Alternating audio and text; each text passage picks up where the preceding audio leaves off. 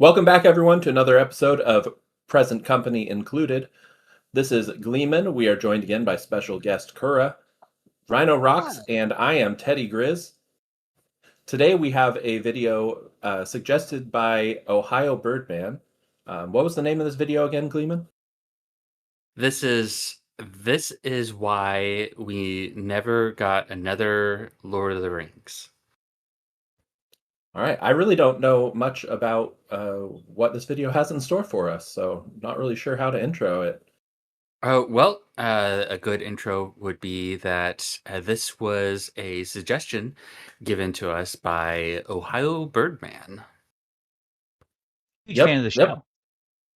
I said that part. Oh, did you? Yes, yeah, I did.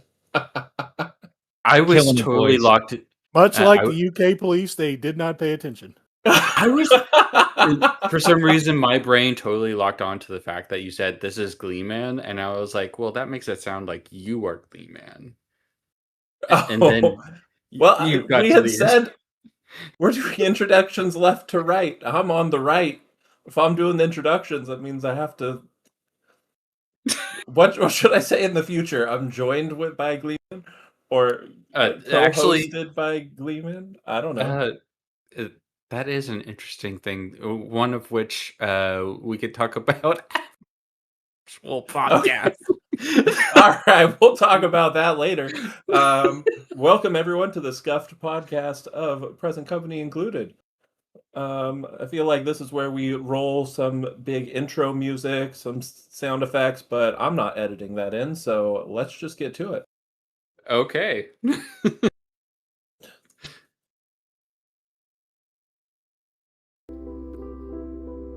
Hold on, pause If it, you've pause been it, pause it. following me for any hold on, length, His hold name on. is I gotta Otto. vote. No, it's Jeffrey, and nobody can change my damn mind. That I don't wasn't care what even she what I says was it is. going with. I was going to say, before we do the videos, we usually do a prediction. Do we have any predictions on why we never got another Lord of the Rings? Well, I mean, we did technically get another Lord of the Rings, which was The Hobbit, and that went spectacularly horribly. Because of course the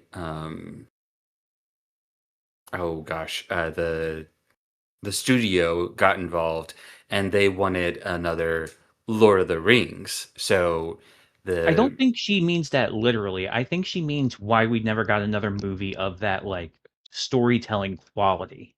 I'm not taking the title literally. If that makes sense. Oh, okay. Oh, fair enough. Fair enough. At least that's the implication I'm thinking they're going for. Because they If also that's the show case, in the thumbnail J.R.R. Martin and a few other people. George R.R. Martin. George R.R. Martin, Tolkien, and It's J.R.R. Tolkien, George R.R. Martin. Now, if the two of them had a baby, name. the two of them had a baby, they could be J.R.R. Martin. I can No. I can give you a cosmic stand on why we never got another Lord of the Rings movie. Hold on, I'll do my best impersonation of a cosmic. Ready? Go ahead. No, excuse me. That it's all because of Gnosticism. Gnosticism caused all of this. Gnosticism destroyed writing for everybody, and the woke culture theory absolutely is caused by Gnosticism. Everything is a debunction from Gnosticism wearing a poorly constructed mask. All right, that's my best. I even included the burp. I'm sorry. Kura, you successfully lost me as much as I get lost when listening to a cosmic. You did a good job. Thank you. So if the title is why we never got another Lord of the Rings, do you think it is referencing a Lord of the Rings movie, like we never got another movie of the same caliber, or another story of the same caliber, like another Tolkien-esque book series? I think they're going for another story of the same caliber because the thumbnail in specific has George R.R. Martin. Yes, actually, and my brain totally went to the movies because I believe that those movies were like the peak of cinema, and we never got back Oh, to it. agreed. And her being more of a literary fan, she is probably talking about the literature of Lord of the Rings and why we'll never get to the same caliber as far as fantasy literature goes. And part of that reason is George R. R. Martin and his book, which are nihilists, to be frank. And because they come from that um, ideology of nihilism, they cannot fathom the heroic spirit, the hero's journey, the what is it? The eucatastrophe that came about with Lord of the Rings. I think you're not far off the mark. I don't look at Martin's work as totally nihilistic, if I'm being quite honest, although I see how you could get that, especially from some of the darker and more, and dark isn't the appropriate term, but the shades of gray in it. But there are still heroes in his books. It looks different. It's not the traditional hero story by any means. I mean, it's not Luke Skywalker or Aragorn or Legolas or any of them. It's a much more gritty realism version of it, or at least that's what I feel he's going for. Because I think Yes, he's but going for the everyone has a monster inside them sort of tone. But to be a hero, you have to overcome that monster, which is much more modern. see, the problem is that all of his heroes do end up dying, and usually without achieving their goal. And it's a form of realism that comes from nihilism. It's the belief that the hero doesn't get the happy ending, doesn't goodness doesn't win, and that comes from nihilism.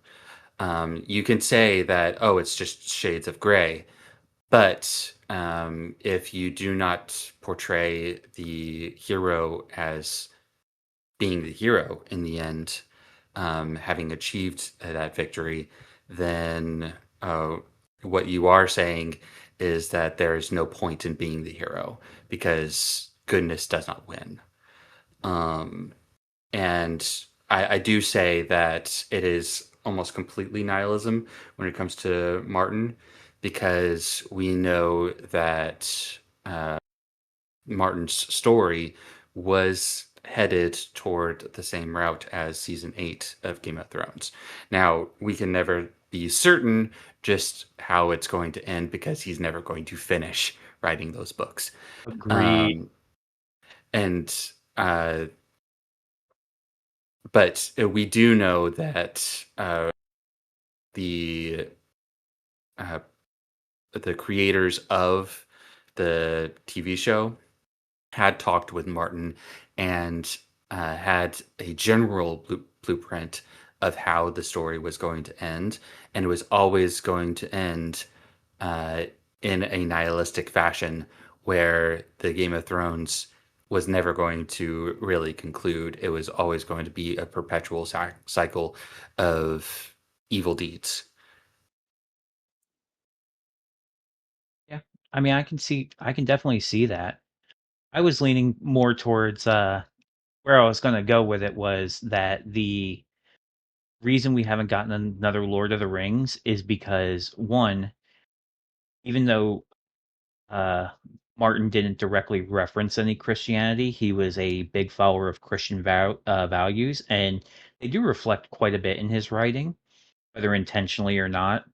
I can't really speak for him, but it seems that way, as well as audience taste.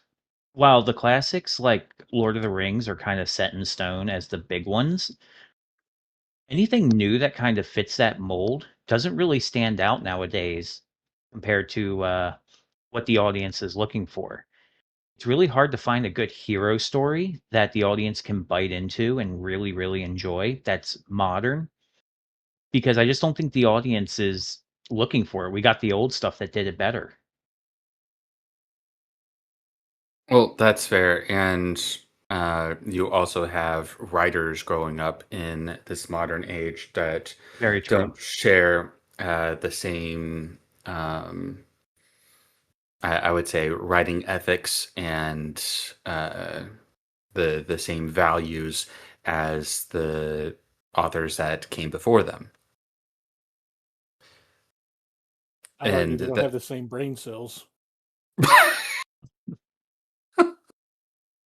They I don't would have the say, correct number of neurons firing. Okay, listen. okay, so I believe that there are plenty of writers who have just the same amount of intelligence as some of the greats that came before us, but that we are in an environment that did not foster the same skill set as those who came before us.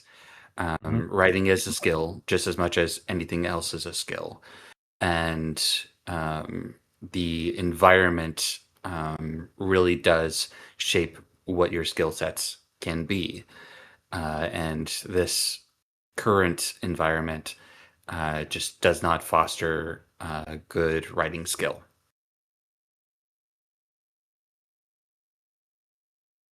That's interesting. Yeah. I sorry, my ADHD is kicking in. Is she holding a potato with painting on it? No, it's the back of her chair. That's the best. That's the back of her chair. It looks like she's holding a painted potato with It's flowers on it. It it's really not does. even it's not even the back of her chair. It's like a pillow Oh, behind thank her God. I back. was confused. Sorry. Autism moment. My bad. Carry on. Carry on. It's okay. I saw the same thing. I mean, we're only 5 seconds in. I'm going to play it. Yeah, play it, dear God, play it. Of time, then by now you should know how I feel about formulas. Not to overstate things, but formulas in terms of their overall impact on literature, the book industry, and storytelling as a craft, and an art, destroy everything. But in this video, what I want to focus on in particular is the fantasy genre. I don't know if you know this, but fantasy as a literary genre with its section in the bookstore is actually pretty new. There are some Can of you you who pause? probably even remember a time. Mhm. So she had that title, The Man Who Killed Fantasy as a Genre. Is that right? Mm-hmm. That's got to be Martin. And yeah, and she had uh, Martin And on the thumbnail. Do you guys think that Martin killed fantasy as a genre? Additional Uh, fantasy, if we're talking like, because fantasy as a genre as we know it started in the like, there are earlier examples, but probably in the, I think it's the 1930s with I believe it was John Carter of Mars, and then kind of progressed from there. It really hit a boom in the 1960s. It sounds weird to think of, but the first book to ever involve someone riding a dragon came out in the 60s. I can't remember its name off the top of my head. are So, I you mean, talking about the Dragons of Pern? that may be it. It's Because been a that's while since I Mercedes thought of that. Lackey. I can't imagine her books are that old, but I'm fairly certain it's something from the late 60s, early 70s. I'll have to look it up to double check, but Mm-hmm. like fantasy as a genre as we think of it is relatively new. Tolkien was the 40s, the wholesome hero fantasy. But then Martin came along and turned it into something that was, while dark fantasy was not entirely unheard of, he took it in a whole new direction, especially with the like bloodbath mentality that he had. Well, I think she might go a different route when it comes to Martin, because Martin really did pull back on the actual fantasy aspects. He wanted to bring a lot more realism to the fantasy genre. And by bringing realism to it, you then downplay a lot of the fantasy tropes that we see as part of the fantasy genre. What if we're doing a total misread on this and she's not talking about Martin specifically? What if she's talking about the Twilight chick? Like, changed what the fantasy bookstore is, right? Like, what the fantasy section even means. Which sounds silly, but like that's an actual like line of I thinking that I mean, can kind of get that behind. that is a fair point. Young adult fantasy has definitely edged out a lot of high fantasy books from the genre, or at Really is a least dying from breed. the shelves. Yeah, Well, I agree. I would say not so much fantasy itself is a dying breed. I'd say Western fantasy itself is a dying breed. Uh, because I mean, you just anything from Japan is just absolutely fantastical. And it's a lot of fun to read. This is one of the reasons why I don't read Western books half the time anymore because they just don't scratch the itch that they used to. That's actually a good point. Yeah, you do Like, kind of because have if a monopoly you on it. take any manga out there, and I'm an ex manga kai, so like there's a lot more coming from Japan that's fantasy versus anything in the U.S. or in Britain or anything like that that could even hope to conceive of an actual like story as far as fantasy is concerned. Yeah, it's Yeah, fair. and it is interesting, Rhino, that you mentioned like people not wanting to, or the modern audience. That term is so cursed. The uh, current audience not really seeking out heroes, but we see the typical hero stereotype in manga more often than not. And what is flying off the shelves? Manga. Hmm. So it might not be as much as, or might not be so much to say that the populace doesn't want the hero, but that Western authors don't understand the hero or don't want to write the hero. It's not a Uh, demand issue, it's a supply issue. yes, because one of the biggest like hits as far as this year goes is the Game of Thrones prequel, which is Knight of the Seven Kingdoms, which follows your typical hero, and that was a smash hit as far as audiences were concerned. Yeah, I mean, I can get behind that. Before the fantasy genre. Not that fantasy literature and storytelling didn't exist before, it certainly did. And I'm not just talking about mythological tales and fairy stories, but fantastical, inventive, groundbreaking, epic fantasy. But what I'm saying is that fantasy as a type of story that people tell has always existed. Fantasy as a genre at the bookstore is pretty much a modern American invention. And today we're going to talk about how that invention, the fantasy genre at the bookstore, came to be, and why and how it destroyed fantasy literature. Interesting. So let's start where all discussions of the fantasy genre start. Lord of the Rings. Is the father of all modern fantasy. Tolkien essentially created modern fantasy. Wrong. Tolkien didn't create anything but a world and some stories that took place in it. The fantasy genre was not only not created by Tolkien, it had nothing at all to do with Tolkien. While the modern fantasy genre as we know it was being created, Tolkien was hanging out with his buddy C.S. Lewis in England, teaching classes, raising his kids, painting, and, doing Tolkien things like talking to trees or whatever. But Martin's opinion here is indicative of what is generally She's 100% right because the idea of modern fantasy is definitely more modern marketing than modern writing. Currently, I'd say it's a little bit of both because we all know that the current trend of fantasy is werewolf on the cover and, fainting ladies, but Which begs the question, Rhino. Yes. Which did more damage to the fantasy genre? The Twilight books or Morning Glory Milking Farm? And look, just hear them out. Just hear them out. I'm going to go ahead and go with Twilight as a whole Twilight, I would say, because of its is popularity. well, Twilight is the forefather of Morning Glory Milking Farm. Morning Glory is just a symptom of the problem. You guys heard Just a it very here. severe one. Rhino and Gleeman prefer Morning Glory Milking Farm to Twilight. No, that's Milking not what I Farm said. better than No. Twilight. No.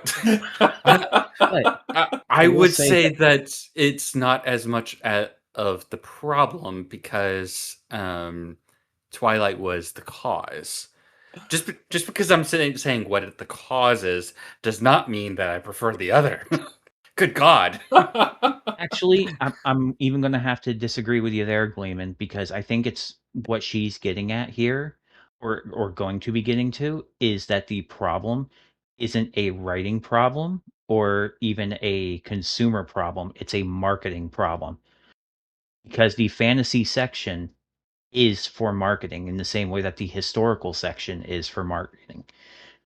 It's what they're cramming into those sections and the lack of discretion from the people selling them in what they're pushing as to quality and the mass marketing and the over appeal of them. I'm sure that's not the right word, but you get what I'm going for here. That's where it's all coming from. Because even if, like, let's say Tolkien had a lewd side and, Lord of the Rings 2 Electric Boogaloo was a smut book, it wouldn't have Heaven been in the forbid. fantasy section. There was no fantasy section, or at least not one that like we think of. Bookstores were curative. They just wouldn't have bought the book.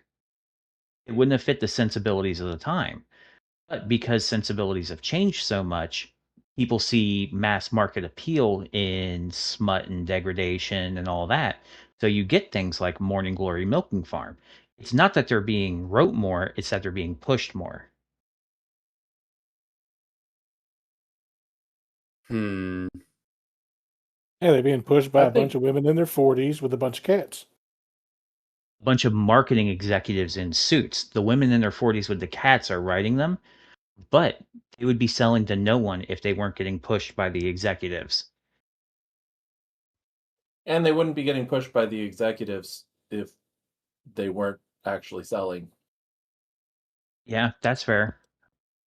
I've heard story of authors that were like required by their by the publisher to add in steamy sections into their Yep. books just to get it to sell, because then the publishers could push it more for that reason. So there's some of those like steamy scenes in some of the modern fantasy. I don't even know if I want to call it fantasy. Whatever it is, the female smut books. Romantasy. Romantasy. Some of it is just absolutely forced in and tacked on.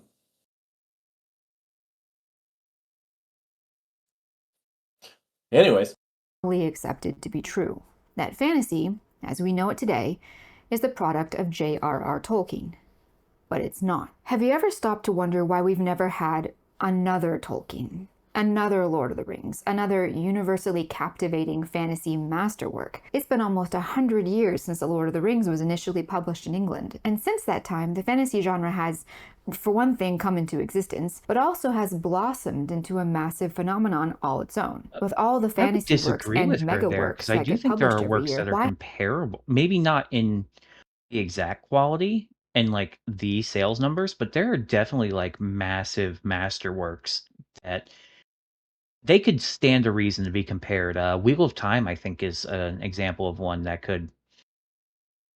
I Uh, don't think so. I like Wheel of Time, fair enough. But I do not think that it has the overall universal appeal as well as the recognition that Lord of the Rings has. Okay. I mean, if we're talking about like global recognition, yeah, you might have a point there specifically. And I don't mean to say that popularity is everything, but No. uh, there is that sort of oh, what would it be? Uh, Lord of the Rings definitely had a larger cultural impact. yes, and it seemed to touch something in the universal um, unconsciousness. Uh, It also that had 80 years to cook too, to be fair. True, but in that time, other books have had time to cook, as you would put it, but haven't. They remain either cult classics or have just gone to the wayside. Yeah, that's I'll fair. I'll say the last good fantasy book that I read was Robert Jordan. What was it? Lord of Chaos was the last one I read that was good. That one was a lot of fun to read, but I haven't had the last time I read it, I think I was still like 16, and that's been a while. So uh yeah. Uh, Yeah. Interestingly enough, I don't remember the last Robert Jordan book that I read. Hmm. I know the name, I know the author. Just can't remember the last book that I read of his. Hmm. And a lot of fantasy, I think, and this is just me putting on my tinfoil hat, I guess, is well, no, it's not. This is a proven fact. Uh, is there's a lot of tourists Oh, yes.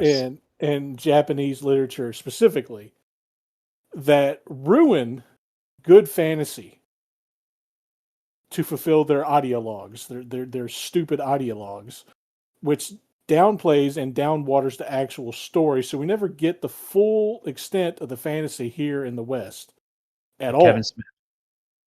Yeah. And, And and Kura, what you mean is ideologies. They uh, are ideologues.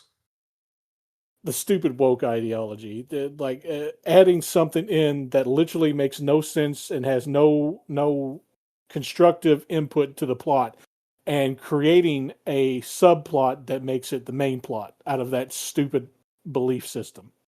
Yes, and I'm just I'm only correcting the fact that an ideologue is the person who has an ideology. Okay, fair enough. Great, I'm starting to sound like a cosmic. Gleeman is the wordologist here. Lord. Sorry, it just infuriates me, and coming from and I hate to keep bringing this up, coming from a mangaka fucking world set, I can't tell you how many times the story that I have done artwork for and help with the story on gets ruined because somebody wanted to implant something else so that it would fit the West's quote unquote West's need for validation on a stupid ideology. It's one of the reasons why I became an AI dude to begin with, is because I got tired of it and wanted to do my own thing. Fair enough. Has there never been one that was so unique, so genuine, so pure in terms of creativity that it became an overnight defining work of an entire civilization? And no, Game of Thrones does not count. One of the first biggest issues I would like to point out is that, as wonderful, and I mean wonderful, as Tolkien is, he didn't do anything that unusual. His books are absolutely magical. His world building is god tier. But at a certain point, you have to take a step back and look at it. At that point, you realize that Tolkien's work, while special and beloved and perfectly crafted, is not as Can we pause? special as I think we've come to understand. All right. So I don't like the word use here. I don't like the implication of God tier, and I really don't like the implication of perfect. Like saying something was perfectly crafted. Nothing is perfect. I And mean, This was Let's a not be bit hyperbolic disingenuous. for her. Yeah, it's super hyperbolic wordplay because the whole point of perfection is striving for perfection. It's not to say something is perfect because nothing can ever truly be perfect. You lost the beauty of striving for perfection when you say something is perfect. So And Well, that's I where think I believe she's being hyperbolic and using very flowery language because we all know that it's a very good work, a very great work. I Although think yeah, I it's it's kind just of it's her. just my pet peeve. It's just my point. pet peeve. I'm sorry. I think she's trying to protect herself to some extent because if you Yes. come out and say Tolkien's work wasn't the pinnacle, wasn't this amazing thing, then you're going to have people banging down your doors. So she's Oh, saying absolutely. that Tolkien, while maybe not as in the position that a lot of people put him, still very good work. Yeah, she used the word perfect. Um, and I agree that that is hyperbolic. But I think it's really just she's trying to say that, like, don't come after me because I'm saying that he's not the progenitor of all fantasy. Like, he's, It's I true, mean, but he's still amazing. He I also just, don't like, like it's placating. So different. it's just like, I understand the viewpoint that she's coming from and why she's doing it. It's just Well, and I understand as well what she's getting at is that um, he did amazing work. His prose and the way he constructed the story is very well made. He is a master of his craft. But what he was actually doing, as far as like the world building goes, as far as taking these mythological pieces from other cultures and blending them into his work to add a layer of history and depth to it, none of this is actually new. Uh, and Nothing that no we one else has done either, before or after. exactly. And we see it in the modern day lens because um, not many people do it nowadays, and that what he was doing is usually something that is done over very often decades or even centuries. We see this Mhm. in the Arthurian legends. The Arthurian legend has never been the same from beginning to the pinnacle of its legend, per se. It happened over centuries of people picking up the story and bringing in more context from their own cultures. And uh, it was passed around from Gaelic folklore into French literature back into England eventually, where it then picked up a more Christian element along with the Holy Grail. I always viewed those stories as like there's several of them. I always just classified them as passing the torch stories. Like, it's like I didn't have the words for this, so I'm passing it over to you. Maybe you have the words, type deal. And I realize you're basically saying the same thing, but I just wanted to put my 2 cents in there for the simplification of what I use for it. Is there anyone who thinks I she's wrong apologize. in I'm what really she's saying? wordy tonight. What was that right Oh, you're now? good, man. Is there anyone who's disagreeing with her statement, though? Because I agree with this wholeheartedly. I'm agreeing so far. Okay. I'm not sure yet. I don't feel like she's gotten to the point of really fully stating her statement. We are only 3 minutes in. I'm surprised Exactly. we're that far. I don't agree with the verbiage. That's it. That's it. That's all it is Yeah. right now. The language makes it She sound said that harsher. Game of Thrones doesn't count, but hasn't got to explaining why that doesn't count as Well, I was speaking because on the that's one of Tolkien part. The Tolkien is not like the special, pristine, shining monument on the hill, and I can agree with that wholeheartedly. See, and that's where I'm not convinced yet, because for a very long time I've basically been told that Tolkien is the progenitor of fantasy writing, especially modern fantasy. And while there are concepts that he used, like elves and like halflings and stuff have been things in myth and lore since forever. They were not defined in the same way that Tolkien's definitions of them were. Like Yeah. elves were more like Keebler elves, you know? They were thought of more like gnomes. Elves and gnomes were essentially synonymous. But he defined elves to be the tall and majestic and otherworldly, and it's something that is, my understanding, is wholly unique to Tolkien and the way that he described it. So, like, I haven't heard anything from her yet that really disproves that he was the one that really kicked off the fantasy genre. Okay. Let's keep it Okay. rolling.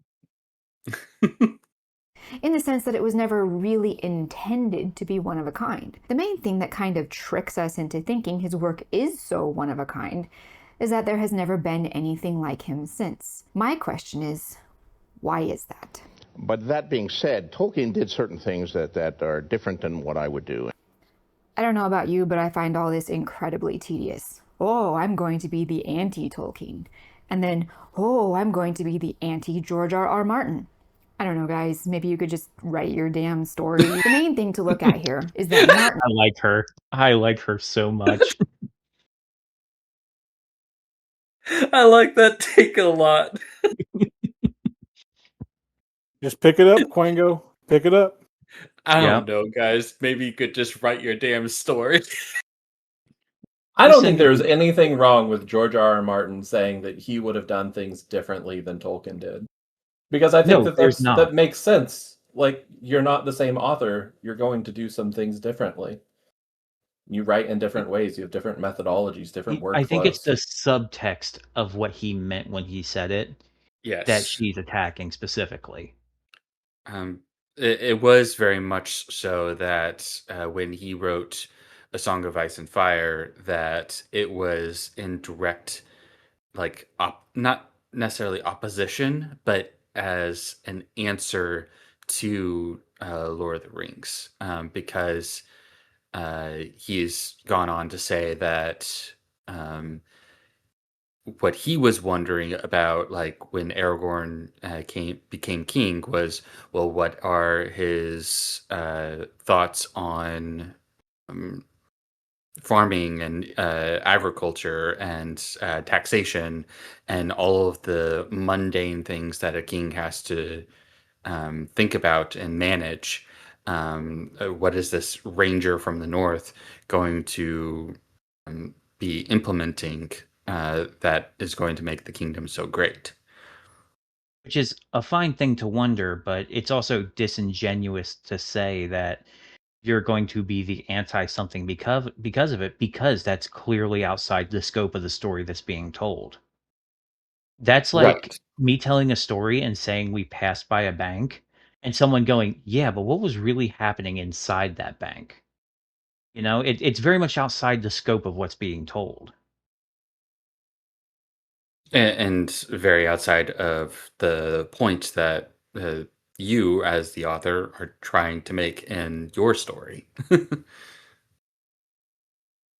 It was good for his marketing. Like most or all modern fantasy writers, has defined himself in part by how different he is from what he sees as the legacy of J.R.R. Tolkien. That right there is a pretty decent encapsulation of the current fantasy publishing industry. It is a bottomless salad of tropes and formulas, and then subverted tropes and counter formulas, with nothing unique or original or even just purely the creation of its author. But how did we get here? How did we arrive in a world where people proudly refer to Game of Thrones as the American Lord of the Rings? Something that seriously concerns me. In a way, however, I almost can't even blame Martin. After all, he is the inheritor of a genre that was killed in the crib. Fantasy, as a literary genre, never had a chance. The road that Tolkien opened up for writers and publishers with the mega popularity of The Lord of the Rings was then paved not by writers and publishers eager to explore this new literary concept, but by an opportunistic salesman who looked at The Lord of the Rings' growing popularity and saw only dollar signs. I'm talking about Lester Del Rey.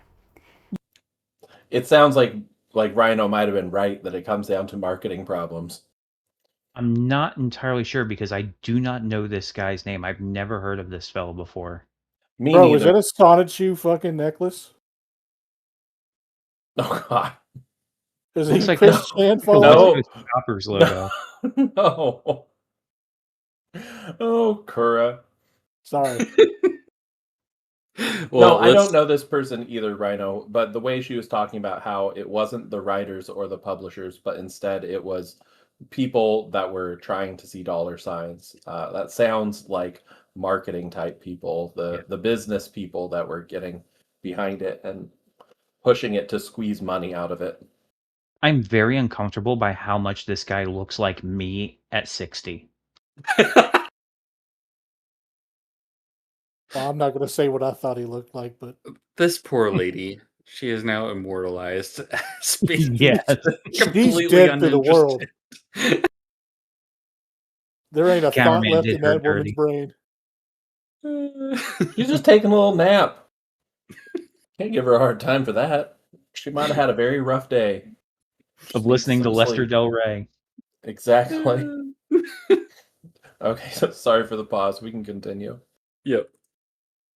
This is the man who made fantasy into a serious and marketable literary genre, and who also killed fantasy before it ever even had a chance to come into its own. Let's back up a little bit to 1954, when the first volume of Lord of the Rings, The Fellowship of the Ring, was published in hardcover in America, followed quickly by the rest of the trilogy. I don't know if you know this, but when this happened, it was a massive cultural phenomenon. Newspapers were comparing the fanatical popularity of Tolkien's masterpiece to Beatlemania, especially on campuses where the book had become the novel of choice for youth in general, supplanting even The Catcher in the Rye. America was experiencing major cultural unrest that would change Western civilization forever. JFK had just been assassinated. America was entering the war in Vietnam. Rock music was gaining ground and evolving. Racial issues were consuming the news. Morals were shifting. The sexual revolution was shifting into high gear. The cultural landscape of America was changing seismically. Now, throw into that mess this deceptively simple and incredible book. A story that resonated with almost everyone across almost all demographics. Even if you weren't there, you can still imagine how this cosmically perfect timing resulted in something that hadn't ever happened. At least not in America, and not recently. The Lord of the Rings affected everything culturally. And by culturally, I mean mainly the arts. Elves and orcs and dark lords were suddenly everywhere. That was, in the earliest days of this phenomenon, due exclusively to the immense popularity of Tolkien's Lord of the Rings. Just to give you an idea. I mean, she's not wrong because, even we still see its footprints today. Yeah. In the offshoots of offshoots of offshoots, We would not have Star versus the Forces of Evil without J.R.R. Tolkien. It goes all the way to Nickelodeon or Cartoon Network, whichever one that was. I don't know what that is. I don't know what that is either. It is a goofy little kids show about a princess from space or another dimension or something. I don't know. My daughter watches it. You can connect the dots. If he didn't write this book, then you wouldn't have had great, overwhelming forces of evil. And that wouldn't have diverted into more hero stories, dark lords, shady, questionable castles, people teleporting, wizardry. We wouldn't have D&D and everything that came off of that, and then we wouldn't have all the D&D spin-offs that people grew up watching, even though they're wink wink, Satanic Panic, totally not related to D&D, leading to all these different kids shows, Star versus the Forces of Evil, Gravity Falls, Adventure Time. Yeah, well, I was about to say, Avalanche. D&D was very much based off of Lord of the Rings, and D&D spawned so many things that are culturally relevant, like Skyrim, for example. All of the like the D&D resurgence that came from Critical Role, and now we have shows like what's the Amazon show? The Final Fantasy games. Vox Machina. Yeah, Vox Machina. Great show, by the way. Yeah, I actually really like that show. But like all of these things, you have D&D inspired, and then responses to D&D, and you're Mhm. trying to subvert that trope, and then you have subversions of those subversions, like she was saying, and like we are still feeling the effects 100 years later of Lord of the Rings. That's all I'm saying. I'm agreeing with her. Yes, very much so. Of how huge this book was. Imagine Harry Potter and Game of Thrones rolled into one and dominating like 2 entire decades. This, that is the mid-1960s, was also the time when publishing in America was drastically changing. Publishing houses had previously been companies owned by their founders or their founders' heirs, ponderously slow to change, but nevertheless bulwarks against trend setting for the sake of trend setting and popularity for the sake of popularity. They weren't money makers. That had never been the point of a publishing house at that time, but they could be relied upon to understand what was quality and what was a mere fad. However, this was post-industrial, post-World War II America, and at this time, the old publishing houses were being acquired by mega companies interested only in profits. Most relevant to our topic, in 1965, Random House was acquired by RCA, a conglomerate that was already establishing itself as a producer of televisions and, interestingly, defense contracts. Anyone with a little common sense can understand that starting at this point, the publishing industry, by and large, no longer cared about quality and never would again. A look at modern publishing will quickly reveal the ultimate embarrassing end of this crucial 1960s phase in American publishing history. Now, in 1973, when America was still locked into Frodo Lives fever, Random House, under the control of RCA, acquired Ballantine Books. At that time, the senior editor at Ballantine Books was this woman, Judy Lynn Del Rey, the fourth wife of Lester Del Rey. Now, in the future, after the establishment of the Del Rey imprint and the establishment of the Del Rey's control over speculative fiction in America, Judy Lynn Del Rey would mainly be seen as the science fiction side of things, while her husband Lester was fantasy. It's worth noting, however, that both were equally important in the destruction of American speculative fiction. Something that has always bothered me about the Del Reys and their undeniable impact on genre publishing in America is that this is almost always presented as a good thing. Judy Lynn is said to have revolutionized the fantasy genre, and Lester is even sometimes called the creator of the fantasy genre. In a sense, all of that is true, but none of it is good. Just about the only good thing Judy Lynn might have done for genre fiction was to acquire the rights for Star Wars novels before Star Wars had even been released. Nevertheless, even this good deed comes with a caveat. Having established Star Wars as the money-printing machine at Ballantine, she ensured that the science fiction genre going forward was modeled on that formula, just like Lester and Lord of the Rings. But Okay, I was about to say she talked for a while there. That's longer than we usually let it run for.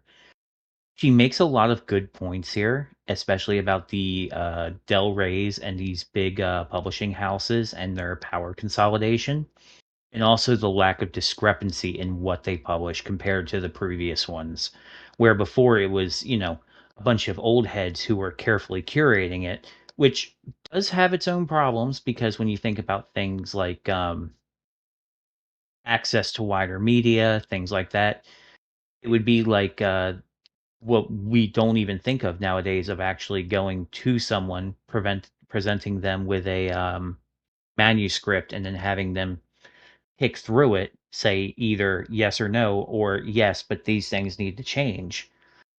This is weak. This is weak. Need to brush up here a little bit.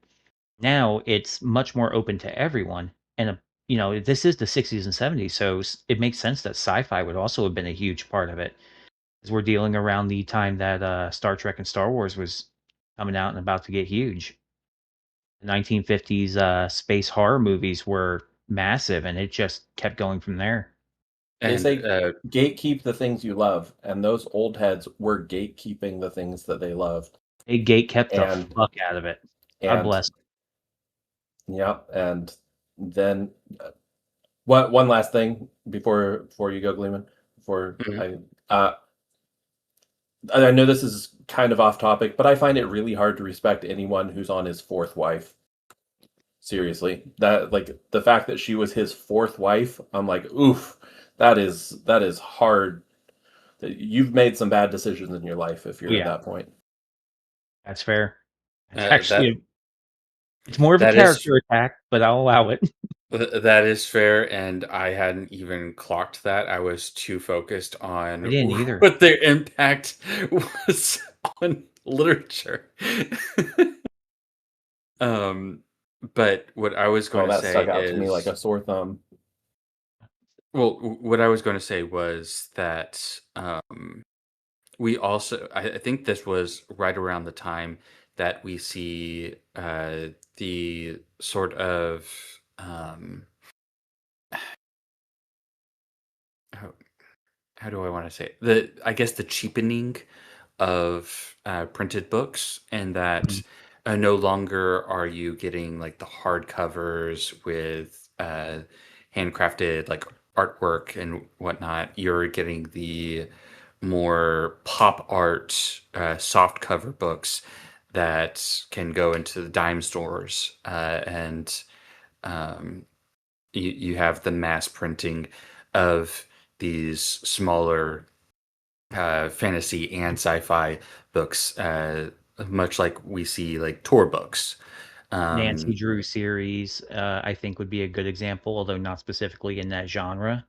It fits that vibe of popular culture being crammed in and mass produced. well, and I'm just thinking of all of the 60s, 70s sci-fi where it's basically your generic sci-fi adventure Mhm. with the pop art on the cover, Yep. where essentially you can't distinguish one book from another. They all look the same, and it's like hundreds to maybe even thousands of these books that have very generic sci-fi covers of planet with spaceship and the Hunky single dude, man. fainting lady in one arm, ray gun in the other. Like, Exactly. we've all seen that picture 100 different times from different places. But I Exactly. don't wanna say that I find that inherently a bad thing. Because think of it this way, Gleeman. I mean, you as a writer, right? Hmm. If you had went into this older system, the one beforehand, let's say take all the modernity out of it, where you have these very old-timey guys, you may have never have gotten even a single look, right? Where with this system, everything became so digestible. 'Cause you gotta admit, a lot of big names did come from this time as well, because there was so much available and out there that you could sort through and find the gems in there, and those people would keep going and carrying on. So it was also a time of really a ton of opportunity. Well, there's a give and take there because, like, with these gatekeepers um, of publishing, it meant that you had to hone your craft to the Yes. point where you could be accepted. And by that point, you are one of the lead great American novelists. And your work will stand the test of time. But We can see. you hone your craft without doing it? You hone your craft without feedback. If you are a independent novelist like yourself, and Mhm. we took the internet away, you started fresh, could you hone your craft and get better short of going to a university and having a professor beat you over the head and say you're doing it wrong? I mean, Well, academia was a huge part of it. So, I mean, at least this way with things, the modernity of it. I know this is pre-internet, but with this wide range of accessibility, it's also a wide range of feedback.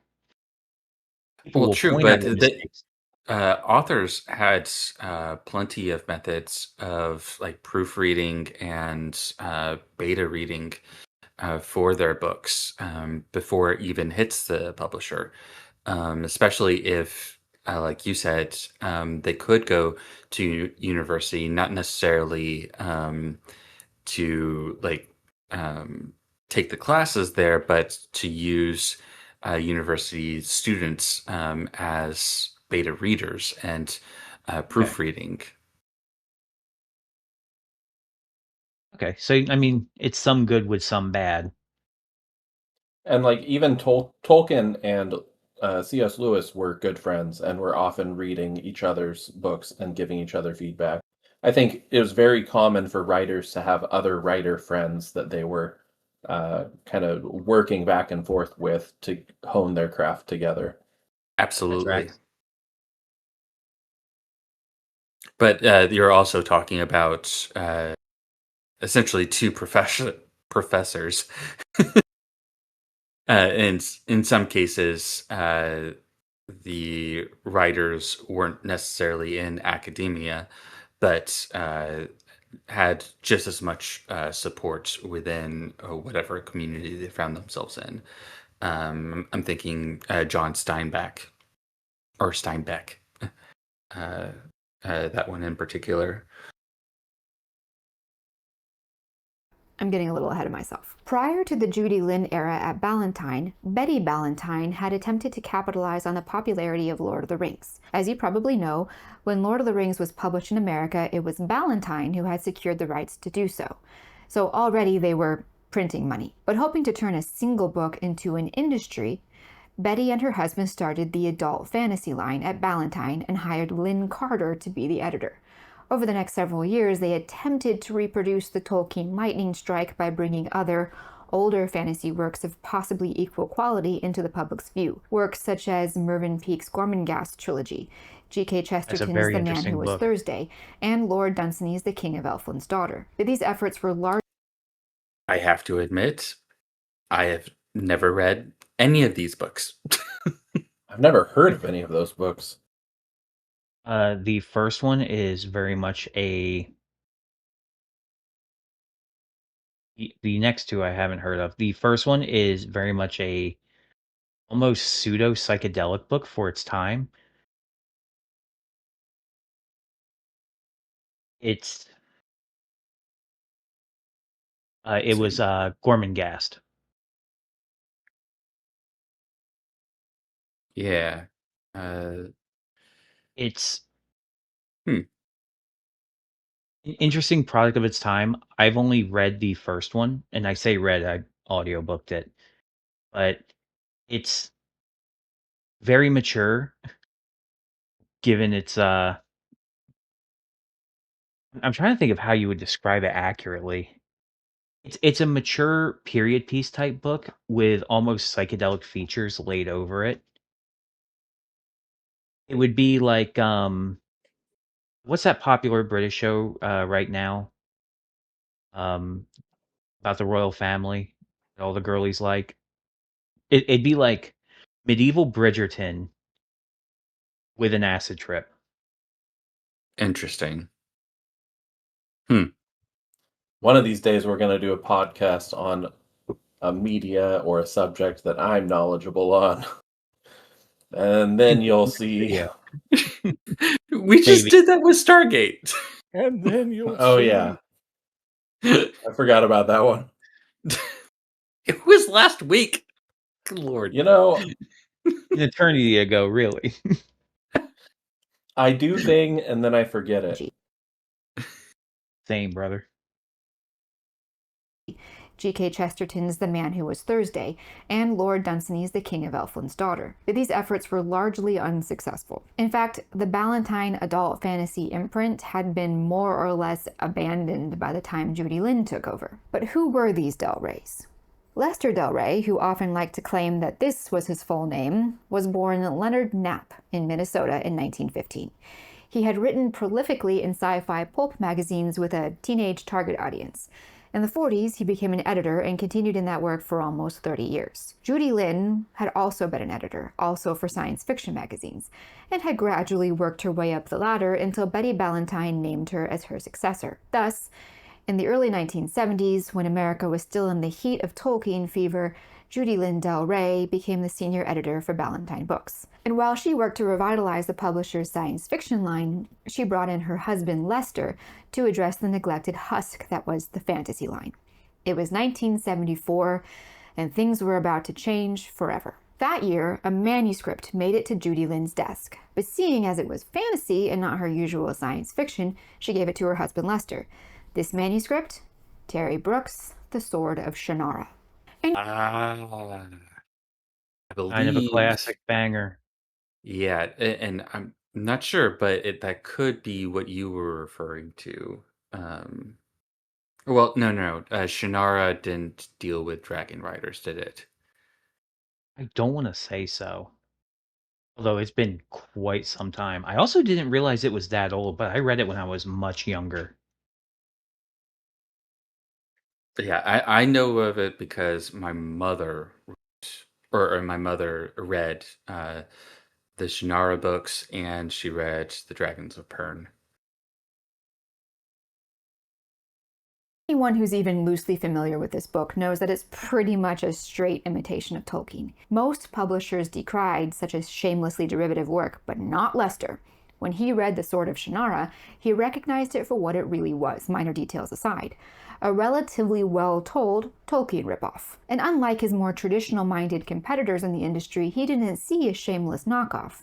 He saw dollar signs. The manuscript needed a lot of work, and among the many things Lester insisted that Brooks alter was any hint at the possibility of a science fiction element. As the story was meant to take place in the distant future of Earth after a nuclear apocalypse had decimated and then altered civilization, which, by the way, probably would have made the Sword of Shannara more of its own unique original work and less of an imitation. But no, said Lester. Science fiction and fantasy must never mix. Never. The Del Reys intended to... That's a terrible take. I It hate really that is. take. It's an awful take. And it's funny because there's a good take and a bad take in there. Because everything comes from something, right?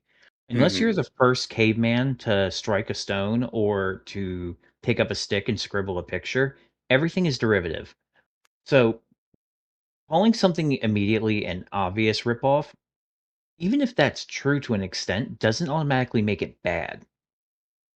There are plenty of things that are very, very clearly derivative of something else that are still good. Well, I mean, imitation is the what is it? The best form of flattery type of thing. The Yeah, the most Um, sincerest form of sincere. flattery. the sincerest form of flattery. And I totally agree. And I think that imitation in the arts is a great way to hone one's skill. Uh, Mhm. but I don't think it is um, necessarily good to sell an imitation as your own work. It's meant to be the building blocks to then get to your own work. I just So, think it's like, crazy Terry Brooks wrote the first fan fiction. That's wild.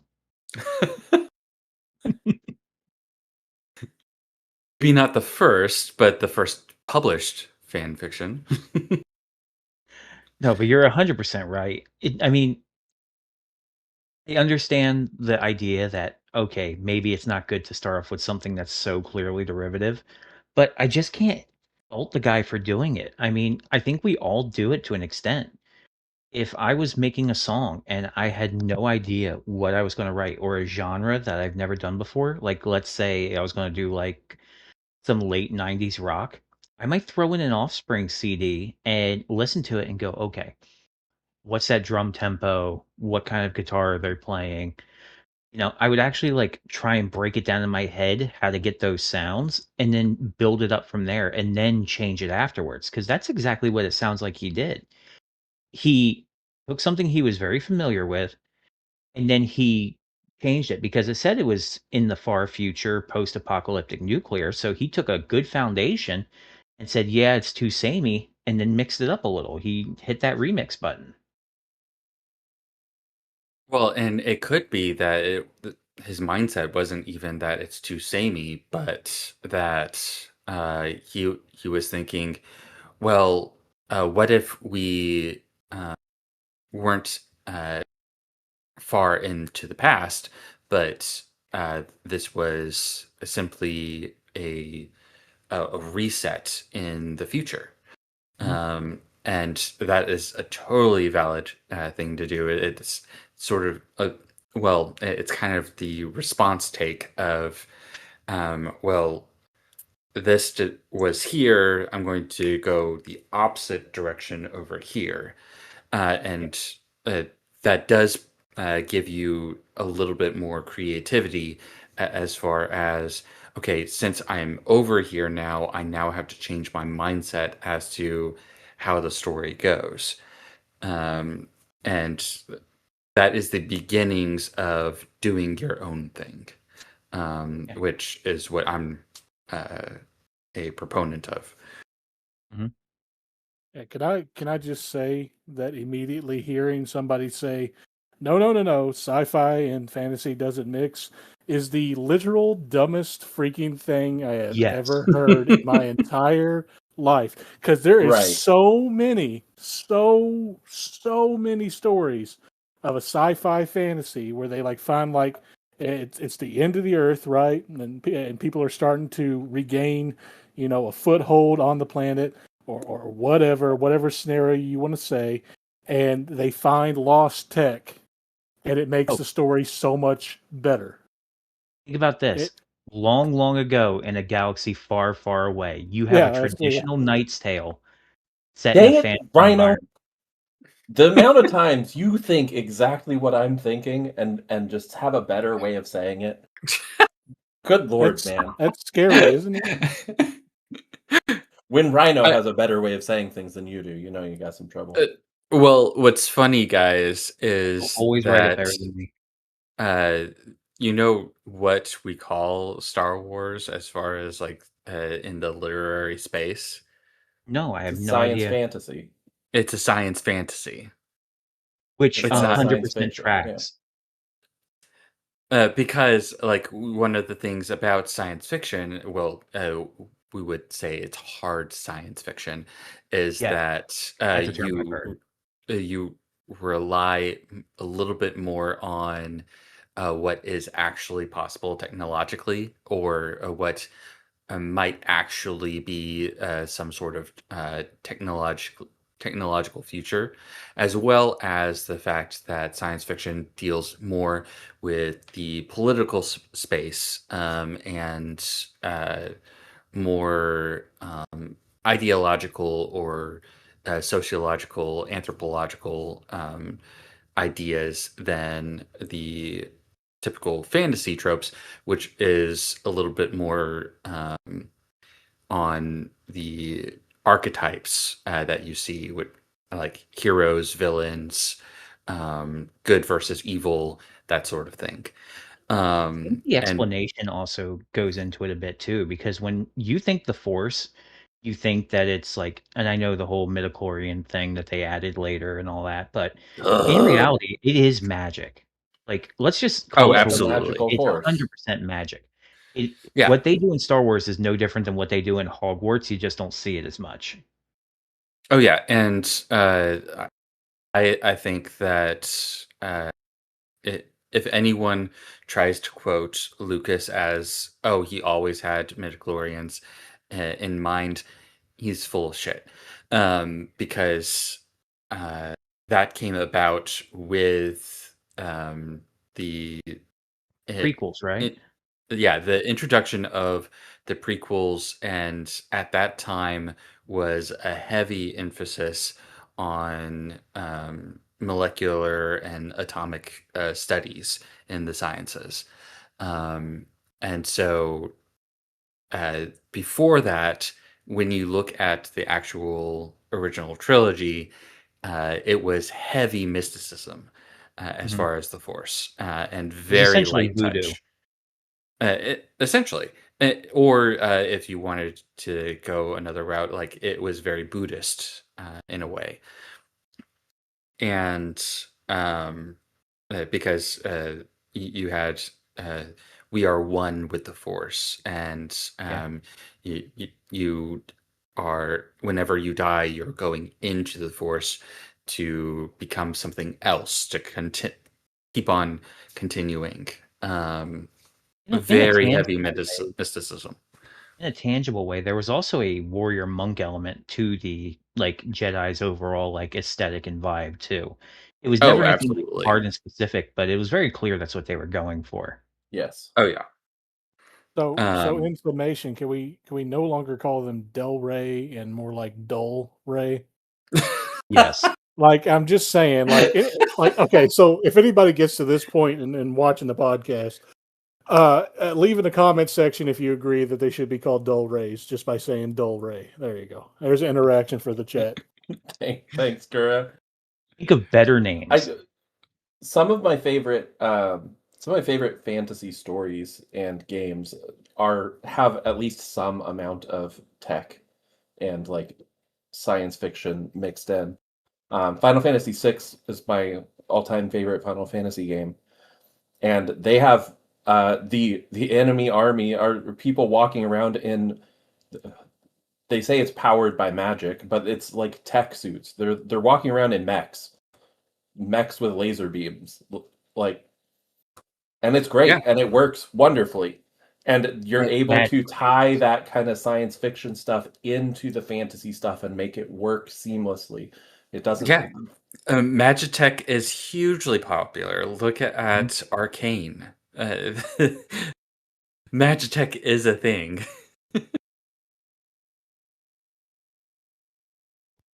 Don't hate me. I've never watched Arcane.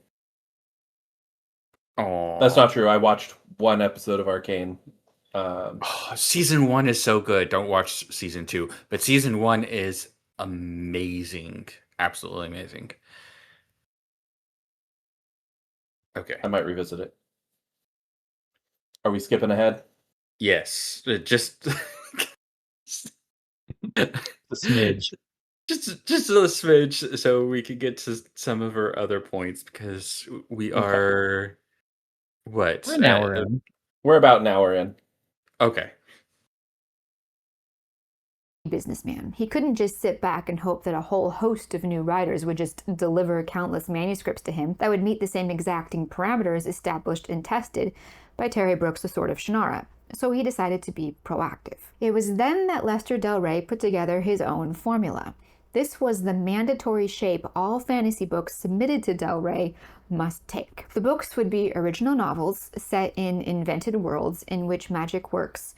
Each would have a male central character who triumphed over the forces of evil, usually associated with technical knowledge of some variety, by innate virtue, and with the help of a tutor or tutelary spirit. Other sources include Okay, I don't entirely hate that. And I'm probably giving the guy too much credit, but I don't hate that base rule set because that's a pretty good formula for a fantasy story. Like, if you have to have something bare bones to start with, that's like the most basic elements around a It hero's journey to an extent. it is The pretty male thing limiting, is though. It it is is to very an extent. limiting. It's It true. It's not a eliminates a bad lot base, of.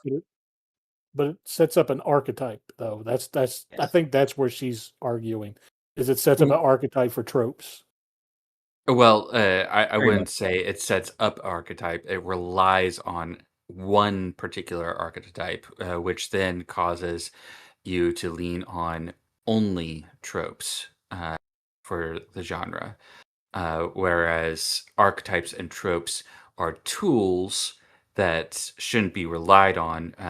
They're basically there for you to be able to use, but you don't necessarily have to use them. In fact, it's better that you try to grow past some of the tools to then make your own work.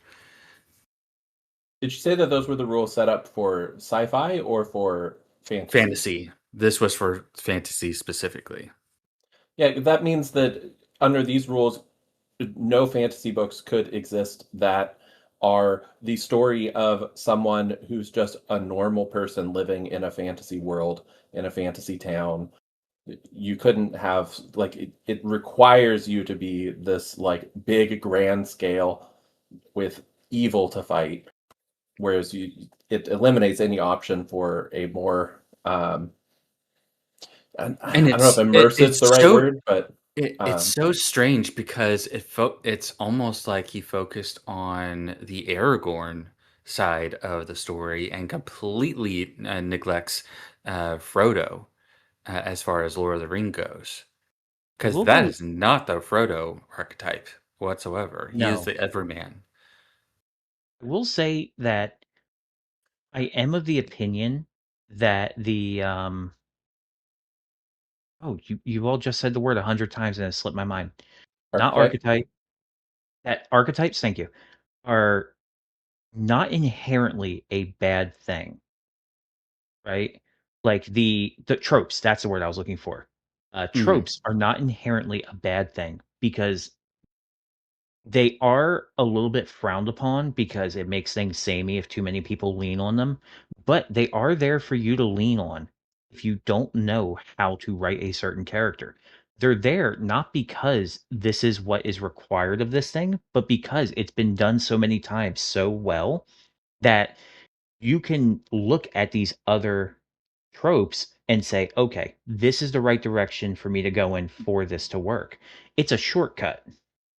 Right. It tells you this works. Not necessarily that it's the only thing that works, but You still this have is to what grab it and works. make it your own, but it's there as a guidepost. Yes, very much so. I agree. I feel so bad. I keep pausing on her, making the worst faces. That's okay. Parameters such as the detail that the male lead character must always get the girl, but I had trouble verifying those sources completely. I've always wondered if this was what Lester Del Rey really believed was the core of Tolkien's work and therefore the reason for its success, this two-sentence hyper-specific formula, or if he simply pared down the simplest and most recognizable elements of Lord of the Rings and derived a straightforward formula within which he would still have a bit of room for variety. That I sounds doubt more we'll ever know. correct. I personally The second half of that just feels more correct. It's the basics of what makes it what it is. And then you can just take that and you run with it. I don't think it was meant to be anything like hyper specific or restricting. That wasn't the intent. It was these are the things that we have surface level that will work, that we know could work. Just Right. take it and go with it. It's taking a writing formula and making it almost modular Yep. and saying, here's your chassis that you build off of. Now you can add your own things on top of the chassis um, to make it yours, but essentially it's the same vehicle. It's like Chassis. taking 4 books in a genre, like say science fiction, 4 separate books by 4 separate authors, reading them and going, what do these have in common? Making a list and saying, okay, I'm going to take this list and go forward because these work. This is what they have in common. This is what works. And I'll branch out off of that. Which isn't a terrible idea, honestly, especially if you're new or don't know what to do. Looking at what other people have done successfully and kind of standing on the shoulders of giants, go for it by all means. Funnily enough, Rhino, you're saying that, but we're also dealing with being in the aftermath of this particular mindset where all of the authors that you're talking about might have only been published because they did this very formula. And so you're picking up Actually, that's a good on point. similarities that are actually artificial and not natural. That's actually a very good point I did not consider. You're right there, Gleeman. I didn't think about that. They could have already been going off of that same formula. Yeah. But in fairness, that is what I would do if I wasn't sure the direction to go. I would look at what works for other people. Like if, for example, if I was going to do a video on a topic, I would look at what topic is being covered by others, seeing their thoughts on it, getting their perspectives, and then branching that out into my own perspective. See, I think And, that there's a fundamental difference there, though, Rhino. You keep saying that it like if you don't know what to do, that's what you should do, and I don't disagree with that of someone who's wanting to learn.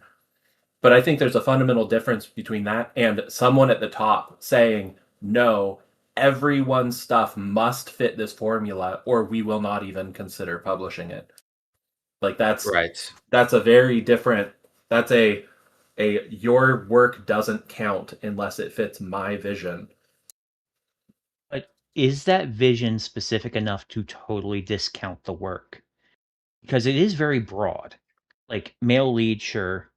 It Well, has to be a fantasy book. Have a overworld continent, whatever the stipulation there was. But I didn't see anything hyper specific in there that would be very limiting in well, itself. like I said, it's very much, it seems to lean more on Aragorn's story and Yeah. neglects the story of Frodo and Sam. And their story was, in my opinion, much more important than Aragorn Yeah. rising to Yes. become king. So by removing that option for their story being told, I would say yes, that is very limiting as far as stories go, because just the Aragorn story makes it so that he is the only one who is like the key to the formula succeeding, as far as the editor is concerned, or the publisher. Yeah. It definitely does And limit the it content they will receive. That is true. well, and it didn't it wasn't one of the stipulations that there has to be like an evil that they're fighting against, Yes. a great evil. So that means that if Tolkien wanted Preferably to technical in nature. if Tolkien wanted to expand on his story and wrote a bunch about Bilbo's life after he returned from his journey and wanted to write a story just about him living in Hobbiton and his struggles with like reintegrating into um, Hobbit life after going on that journey, that wouldn't count. That wouldn't count as a fantasy story under their definition because he's not fighting against some great evil.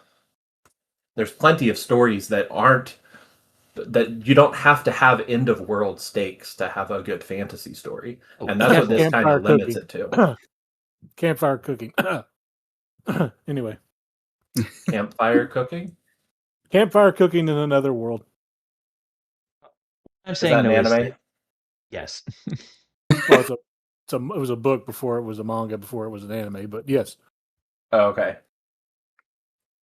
A light I'm novel, not Anime. familiar right? with that one. Yeah. 4 kinds of anime. I was thinking of Delicious in Dungeon. That one Yes, too. I was thinking of Delicious in Dungeon Yeah, myself. Dungeon Meshi counts too. Free But Rin wouldn't count because Free Rin is led by a female. Very true. but yeah, Yeah. like this with by innate virtue. That's another thing is I would say that Frodo is very much the everyman. He's not Yes. necessarily virtuous. He was innocent per se, as he was written in Lord of the Rings, but to say that he was innately virtuous, like one of the things that I think about is he didn't really want the call to adventure, insofar as he wasn't the one to say, "Oh, I'm going to take this ring to Mordor." It was, "Oh, I'm going to take this ring to Rivendell so they can deal with the problem." That was Like as far as he was thinking. I am conceding that list is very limiting. I just don't think this is the worst thing I've ever seen if you have people submitting writing for a type of book. Like, yeah, remember, this is a publishing house that is very much going for one genre. You know what I mean? I So it would would make say sense. like this is like good guidelines for, Y- hey, I'm trying to give him the benefit of the doubt because this does seem like good guidelines for inexperienced, unproven writers who you're trying to get who fit into like one genre. You know what I mean? Like we got one square hole, we need you to make a square peg to fit it. I But I mean don't think this that's what it was. I don't think it was advice for unexperienced people. It was a checklist they could use to just completely discount possibly very good writing because they wanted to control exactly what it meant to be a fantasy book. A fantasy book was Maybe defined that's what I'm exclusively misinterpreting. by I what thought they this was had. for internal writers. Like they had their writers, and this was the checklist for the people that they had writing for them, not like independent manuscripts themselves. You know No, what I mean? Like it in-house seems writers. original novels seems to indicate um, the they were outsourcing as well for original authors as to submit, and everyone had to follow this criteria in order to have their submissions accepted. I Now, would still find this acceptable if this criteria was public. If this was an in-house behind the doors criteria, then yeah, that's nonsense. But if it uh, was like submit your books that fit this criteria, then I think it's fine. honestly, I could see this being a very good quote unquote formula if what they did was they had, let's say, a sub publishing what you call it section Mhm. where it's new authors, and basically this was to get these new authors to just By innate virtue. to write a book, to finish Yeah. a novel. And here is a formula that is tried and tested that will get you to finish said novel. And this is like a starting point, a kickoff, so to speak. Get you into a flow, a writer's flow. Well, see, the other problem with this is the basis of this being a thing where there's a requirement for to meet a certain, I'm just going to say it again, archetype Mm-hmm. Or bred trope. the bullshit that we're dealing with now. Oh yeah. And innately, none of this is good because it set a precedent for something that is absolutely and by all means the destruction of actual literature itself. Not just fantasy, but the destruction of literature itself. Because if you're going to base things off of one specific setting, and you can Uh, choose what that setting is. to be more specific, Kura, it's the destruction of creativity Yeah, because you're no longer thinking outside of the lines. You're no longer thinking of this is the story that I want to tell. It's this is the story I have to tell in order to be published. which innately creates mundane works of art. And derivative works, Yeah, even more mundanity. derivative.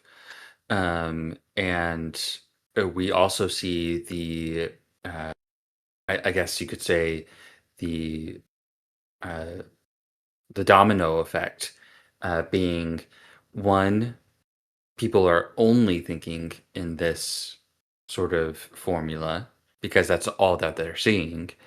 Um, two, the only things outside of this are the what she'll probably get into is the counter formula, and then three is the counter formula. So it's merely responding to Keep flipping it this on its head. idea. Yeah, it's responding to this idea and then a response to the response of this idea Mhm. instead of it just being open to all forms of storytelling. I think what we can agree on, someone following this formula is never going to write something along the lines of "I have no mouth and I must scream" or "The Machine God" or "Atlas Shrugged." Like that is not conducive to that kind of creativity. Right. And I Do will we want? to Oh, to agree with Rhino to some extent. If I heard an author say, "Hey, this is what my book's about," and it listed kind of these things, a male central character who's triumphing over the forces of evil, I wouldn't immediately think, "Oh, that's a terrible story," right? Like that certainly has the potential to be a good story, but I do think that those restrictions, like you were saying, Gleeman, it eliminates your creativity. Um, you can't force every story into that mold, and so it very much limits what people are allowed to even think of as a fantasy story. Well, and also if you're flooding the fantasy genre with just this tale, you see it sort of It being becomes defined by it. absorbed. Yeah, it's absorbed into the collective consciousness that this is just how fantasy works. And thus, all stories must follow this narrative. Do we want to skip to the counter formula? Yeah, let's go.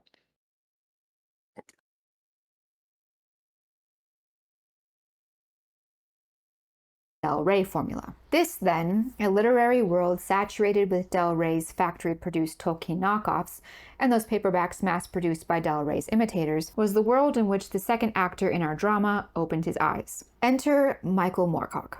I want to mention, there were a lot of writers who came to react negatively to the proliferation of the Del Rey's philosophy. The main reason I've singled out Michael Moorcock is because he is often styled the anti-Tolkien, and he was particularly vociferous about his dislike of what he deemed Tolkien-esque speculative fiction. He was also very influential. Many other writers took their cues from him. Now, this video is not concerned with Moorcock's work as a writer, but rather with his more influential role as an editor and generally a tastemaker in the world of speculative fiction. In 1964, the term tastemaker, I'll call people that as a joke.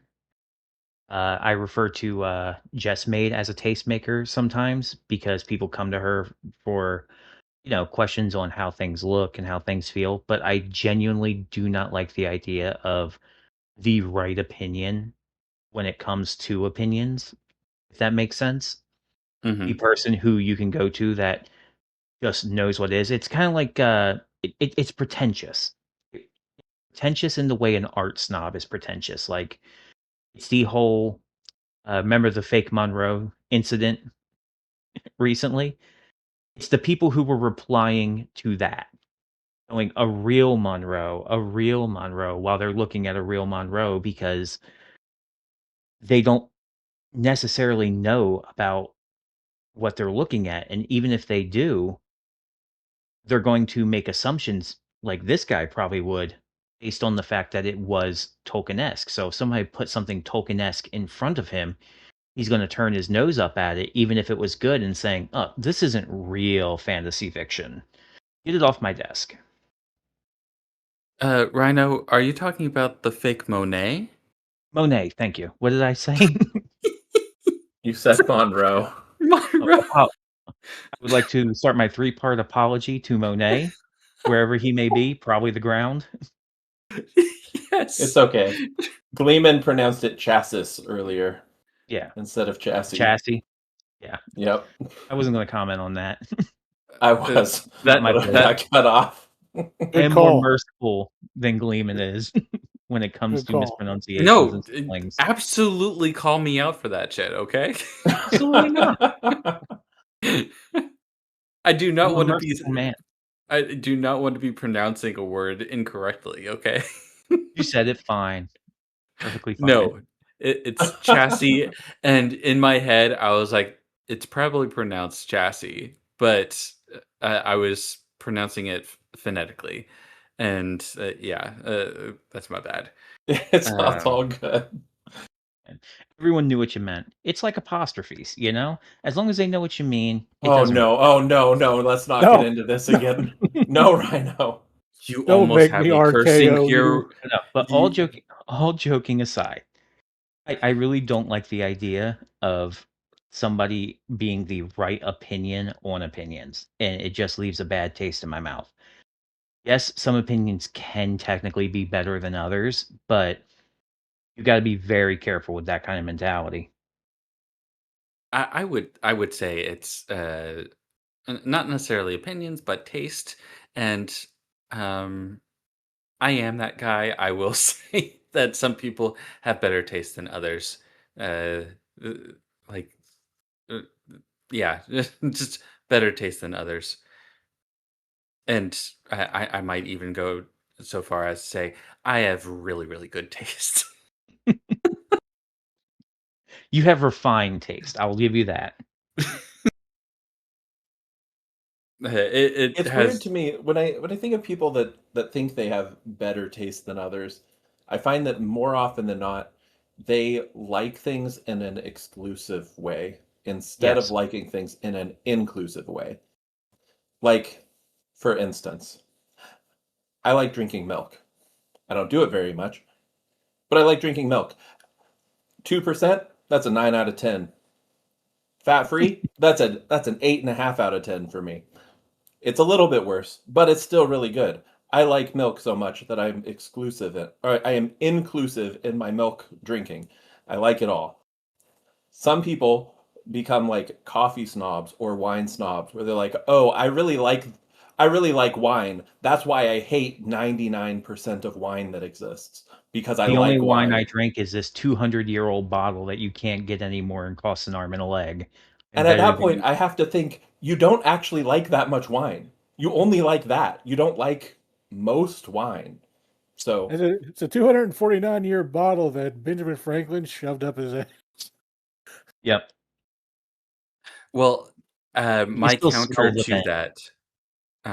my counter to that would be I actually really like burgers, but I can very much differentiate between a good burger and a bad burger. I do not like all burgers, and I have pretty particular tastes in how the burger should be constructed. Does that mean that I don't like burgers? Because I am very particular in how the burger should be constructed. No, it's just an I'm eclectic taste. well, that's what I was saying. Some people like thing that there's some things that we like in an inclusive way, some in an exclusive way. I used an example of me being liking something in an inclusive way, but I like plenty of things exclusively as well. I'm a big gamer. I love video games. There's a ton of video games I will not touch because I am not to sound too full of myself or whatever, but I am above them to some extent. Like I don't want to deal with the microtransactions or don't want to deal with some feature that it has, and I'm like, no, I love games too much to enjoy this game. Looking at you, Thank mixtape. you. I will You mixed I I will say this with all my heart. Embrace the snob. Because I can tell you, Tolkien was a snob. He was the snobbiest of snobs. Oh And yeah, him and C.S. Lewis went back and forth on things. He oh, was very much so. pretty Well, snobby about Tolkien being. was so much of a snob that he considered his own craft poor, like his own works me. I poor wonder who does that we imitations. know. Uh-oh. Uh, who do you know that does that? I don't know. He's kind of froggy. I thought Oh, that's I where thought you he were was talking going. about me. Oh, are we talking about a frog in a bog Yeah, type of That's the frog? one. big frog in a Ah, little pond. Yeah, that guy. well, that the hmm, I would not. Yeah, let's not pull the pin on that grenade. Mm. Kura, you got Uh, Gleeman's tongue tied right now with that one. Let's all that, stay friends today. let let's all be friends. Let's Okay, just move on. let's not make that kind of comparison between Tolkien and that I guy. didn't say it was a direct comparison. I just said it's that aspect is the same. I'm I talking about Tolkien being a snob, and then you say, "Oh, we also know this guy who happens to don't be think like almost the opposite of Tolkien." but Get is back a on snob subject. and does hate his own work. Anyway, moving on. That's Back on because subject. I don't think. I don't want to have to deal with editing this part out. Let's just keep moving. Yeah, let's keep going. Play the video, Keep going. Gleeman. Play the video. Play the video. Play the video. button. Yeah. Moorcock became the editor of New Worlds, where he would remain, besides a brief 5-year absence from 71 to 76, until 1996. It was here, within the pages of New Worlds, that Moorcock would champion what he deemed a counterculture revolution against this world that had been, by and large, created by the Del Reys. His very first essay for New Worlds, published in 1964 when he took over, heavily suggested that he intended to bring a new flavor to science fiction. Interesting as that may be, it doesn't really have anything to do with our topic. It wasn't until Moorcock published his essay Epic Pooh that he really made clear his thoughts on the publishing industry of his time. Now, there are a This is going to be childish. This is going to be very childish. Or it is What going is to be his hella name? pretentious. Is his last name Moorcock? Yes, it is. Yes. I'm sorry. Continue. I will not allow my childish side to come out. I will not. No other elaboration needed. No other elaboration needed. Continue the video. a lot of people out there who have thoroughly addressed just how wildly nonsensical Moorcock's poorly written takedown of Tolkien really is. So much so, in my opinion, that I found myself wondering if the man had actually read Tolkien. But what struck me as particularly notable was that Moorcock, like George R.R. Martin, like so many other critics of fantasy literature at that time, assumed that this, which he loathed with every fiber of his being, was due solely to the influence of... That went very quickly. And I see, first thing I seen was R.A. Salvatore. And R.A. Salvatore, yeah, same. I am a huge fan of Mr. Bob Salvatore. Love his work. Even though it is very much in the like high fantasy schlock kind of like genre. I mean, he got his start writing pulp fantasy as far as I'm aware for D&D magazines.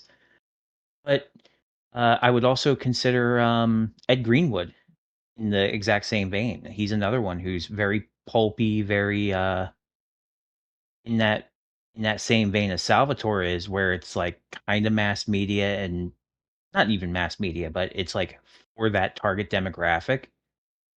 But that doesn't make it a bad thing. Like he knows his audience and he hits that chord just right. Bob does the same thing. Fair enough. Loathed with every fiber of his being was due solely to the influence of Lord of the Rings, as if Tolkien had personally, with his own hands, formed 1960s and 70s fantasy literature. And as I think I've made abundantly clear, Tolkien actually had nothing to do with it. The world of Western fantasy against which Moorcock railed so violently was not ruled by the influence of Tolkien, but by the influence of Lester Del Rey. Now, defending Tolkien's honor... Yeah, I would say so, because a lot of fantasy, and she probably went into it with the rest of this section on the formula, a lot of the copycats of Tolkien's work failed to live up to the actual impetus of his work, which was the everyman who ends up actually failing in triumphing over evil, but it's through eucatastrophe that evil is defeated anyway, which is very much a Catholic belief set. Well, Christian belief set therein. Okay, I'll be the retard to ask, what does eucatastrophe mean? Eucatastrophe is instead where you have catastrophe, which is almost a force of nature that is destructive. It is a force of nature that is of good. Basically, it is an event that all how how to say it. Basically, the sequence of events within the story lead to the good outcome. It is not by one character or orchestrator per se, but basically, if you want to call it kismet, or uh, the forces of good have aligned to the point where this good thing, ultimately good, wins in the end. Okay. So at in Mount Doom, you have Frodo. He doesn't destroy the ring. He actually fails in his job. It is due to him allowing Golem to live that Golem then takes the ring from Frodo, and it is their fight for the ring, evil fighting against evil, that evil nature fighting against itself, that they end up going into Mount Doom, or the lava of Mount Doom. And it is by the destructive nature of evil itself, and also through the mercy that Frodo showed to Gollum or to Smeagol throughout their journey, that the good ends up happening. So it was not from one actor, but through a sequence of events guided, quote unquote, by a hand. In Tolkien's case, he would say that Eru Ilúvatar was the guiding hand of fate in that respect, and caused the eucatastrophe to happen. Okay. Okay, because you said you wanted to be corrected when you were wrong. Isn't his name Gollum, not Golem? It is Gollum. Did Gleeman say Golem? Yeah, he said Golem. Everybody point and laugh at Gleeman. See, now I'm going to get a bunch of pictures. I'm going to get a bunch of pictures when I wake up.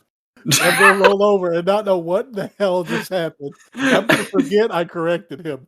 And I'm going to regret this entire instance. I am not that petty. I am petty, but I'm not that you're petty. You're Honestly, I think it's fine. I'm not a stickler. I think it's fine either way, honestly. I can see how someone could look at the word on paper and say, oh, it's Golem. Well, I'm just thinking of how Gollum says his name, and it's Gollum or Golem. The emphasis there in the or o is there, however it's said. Now, if I said Gollum or I tried wouldn't to, even be super upset if somebody said that, because I mean, we're taking a written word that's a written name. You know what I mean? fair, but we have heard the name said many times, and it can't really be escaped.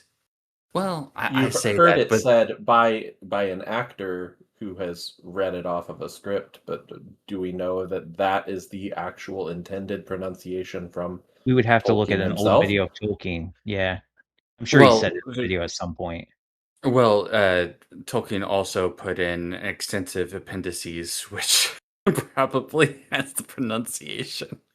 Man did love his appendices. That's true. Huge appendices fan. Yes, and You know, he I'm a had pretty big fan of my pronunciations for appendix too. everything. An Thank you, appendices Teddy. enjoyer, if you would. Good Lord. Isn't really the purpose of this video, but I think it is worth mentioning that among many other tragedies caused by Lester Del Rey's Tolkien imitation formula and its insane, monstrous success was that it made Tolkien the bad guy, the imaginary villain in some cultural war within Western publishing that simply never took place. Most of the critical examinations of modern Western fantasy publishing that I've come across name Tolkien as the primary villain in the production of this vast world of samey, boring, formulaic, overly simplistic, mass-produced slop. And that's just, not true. Of course, AI of its time. he he made something that was really good. Even it hypothetically, if the Del Reys didn't exist, right? Del Reys never did their thing, and we still got to the same place. I wouldn't blame Tolkien for No, I making wouldn't something either. something incredible that a lot of people wanted to imitate. Like that, Absolutely. like how dare you make something so great that people love it and want to make more in its vein? Mhm. You're And the this is enemy.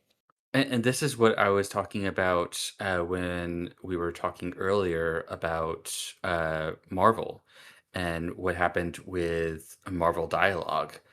Is that you had a really great writer, which was Joss Whedon, who By then the way, had for the people listening, this when he references what we were talking about earlier, that's before the podcast. You didn't miss this part, by the way.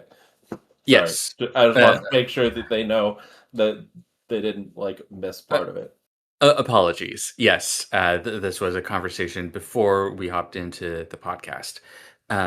But that Joss Whedon is a fantastic writer and is able to write very quippy dialogue, but also knows when to refrain from it and go into either more somber or more uh, dialogue that has more gravitas to it. And he knows how to let moments sit. He is a very good writer.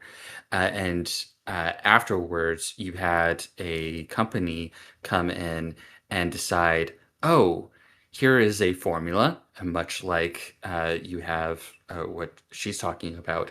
They tried to establish a formula that would uh, bring in the bucks, essentially.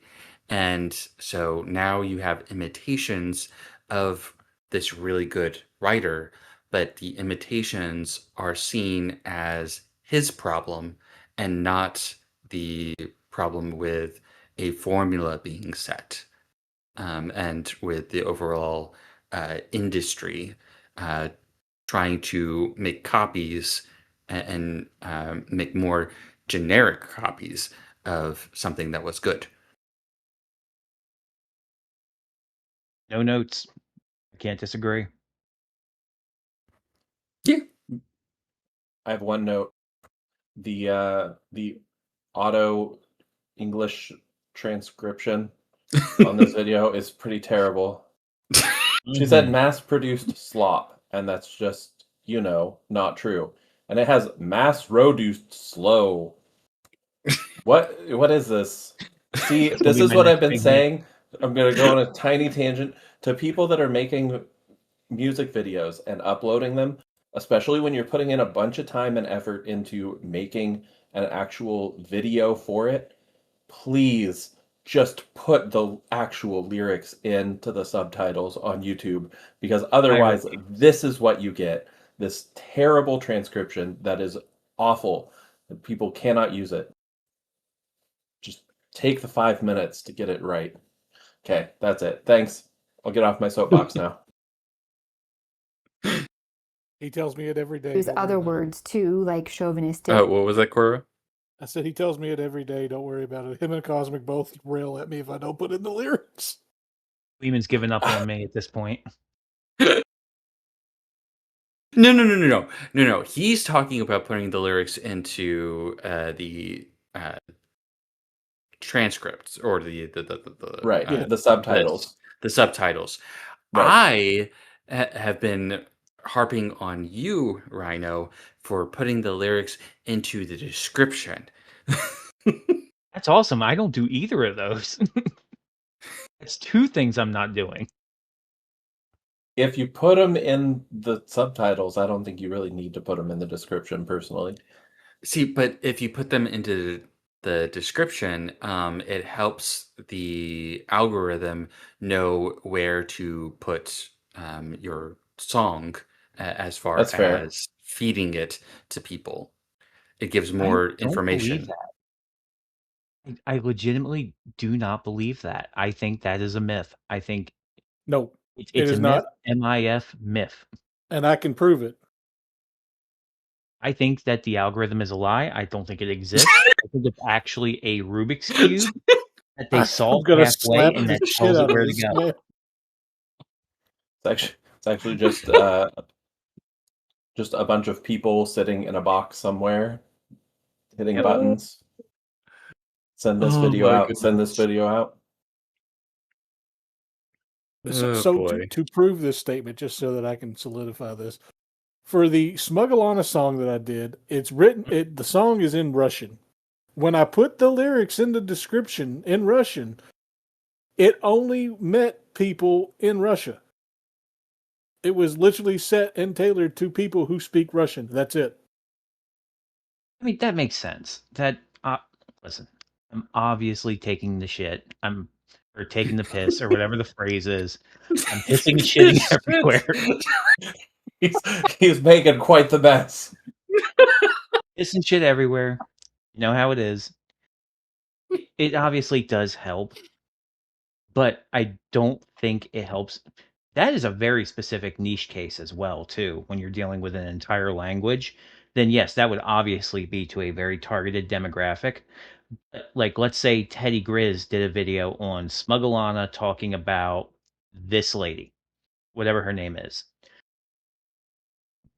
By nature of the video, the title and the description alone, without any like further input and tags and all that, it's going to look at this video and it's going to look at the verbiage used and it's going to use that to put it into the algorithm already. It's going to take the information it can automatically gather. Also, a little bit of a conspiracy theory here about YouTube, but please take note, people listening. Everyone always talks about the algorithm. That is wildly incorrect. And I think Teddy can agree on this as a coder of some kind himself. It's not one algorithm, it is a lot of algorithms smashing into each other trying to figure out where your stuff goes. It's why some stuff does really well and then it doesn't do well and then it does well again. It really is just a ping pong ball of algorithms checking each other for information before submitting it to the viewers.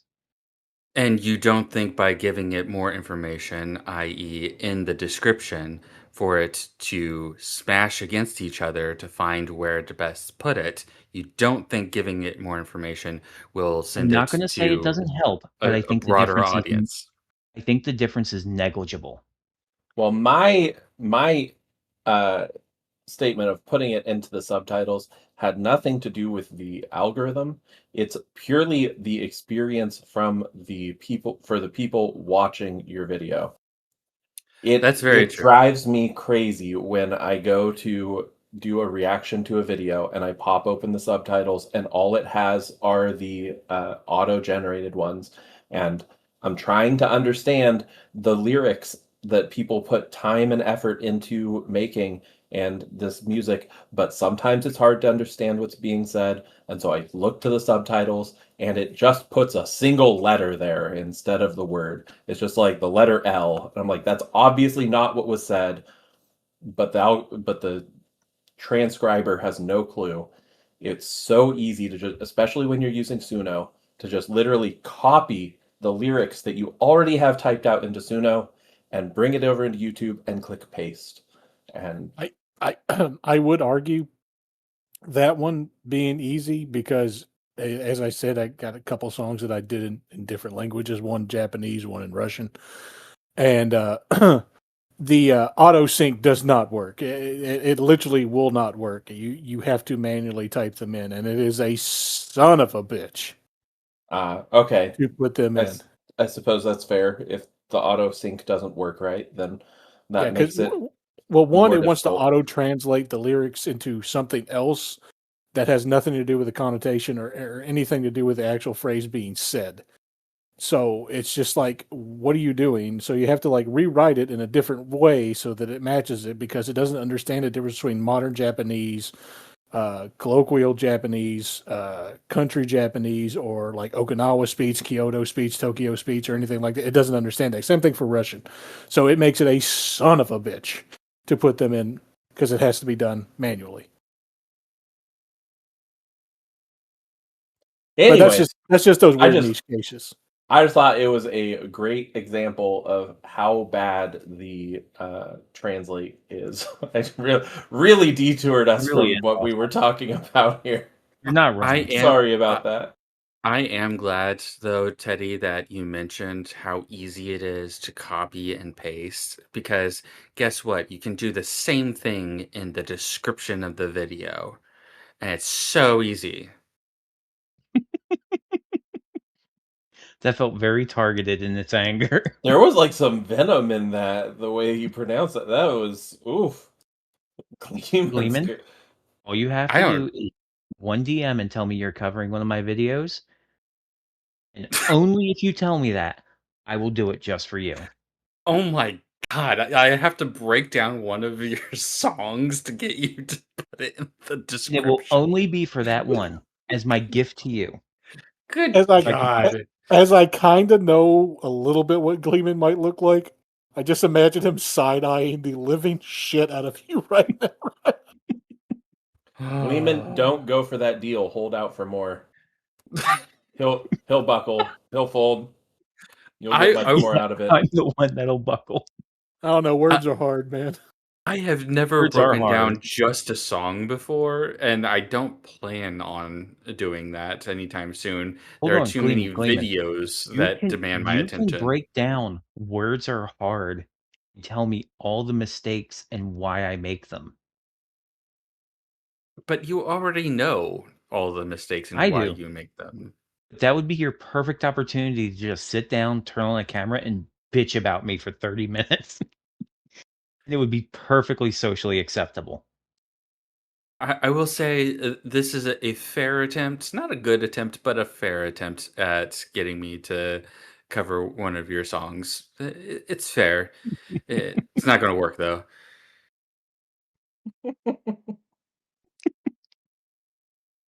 Like the carrot and the stick. Even now, many are What, Kura? It's like the carrot and the stick, except the stick just is stupidity.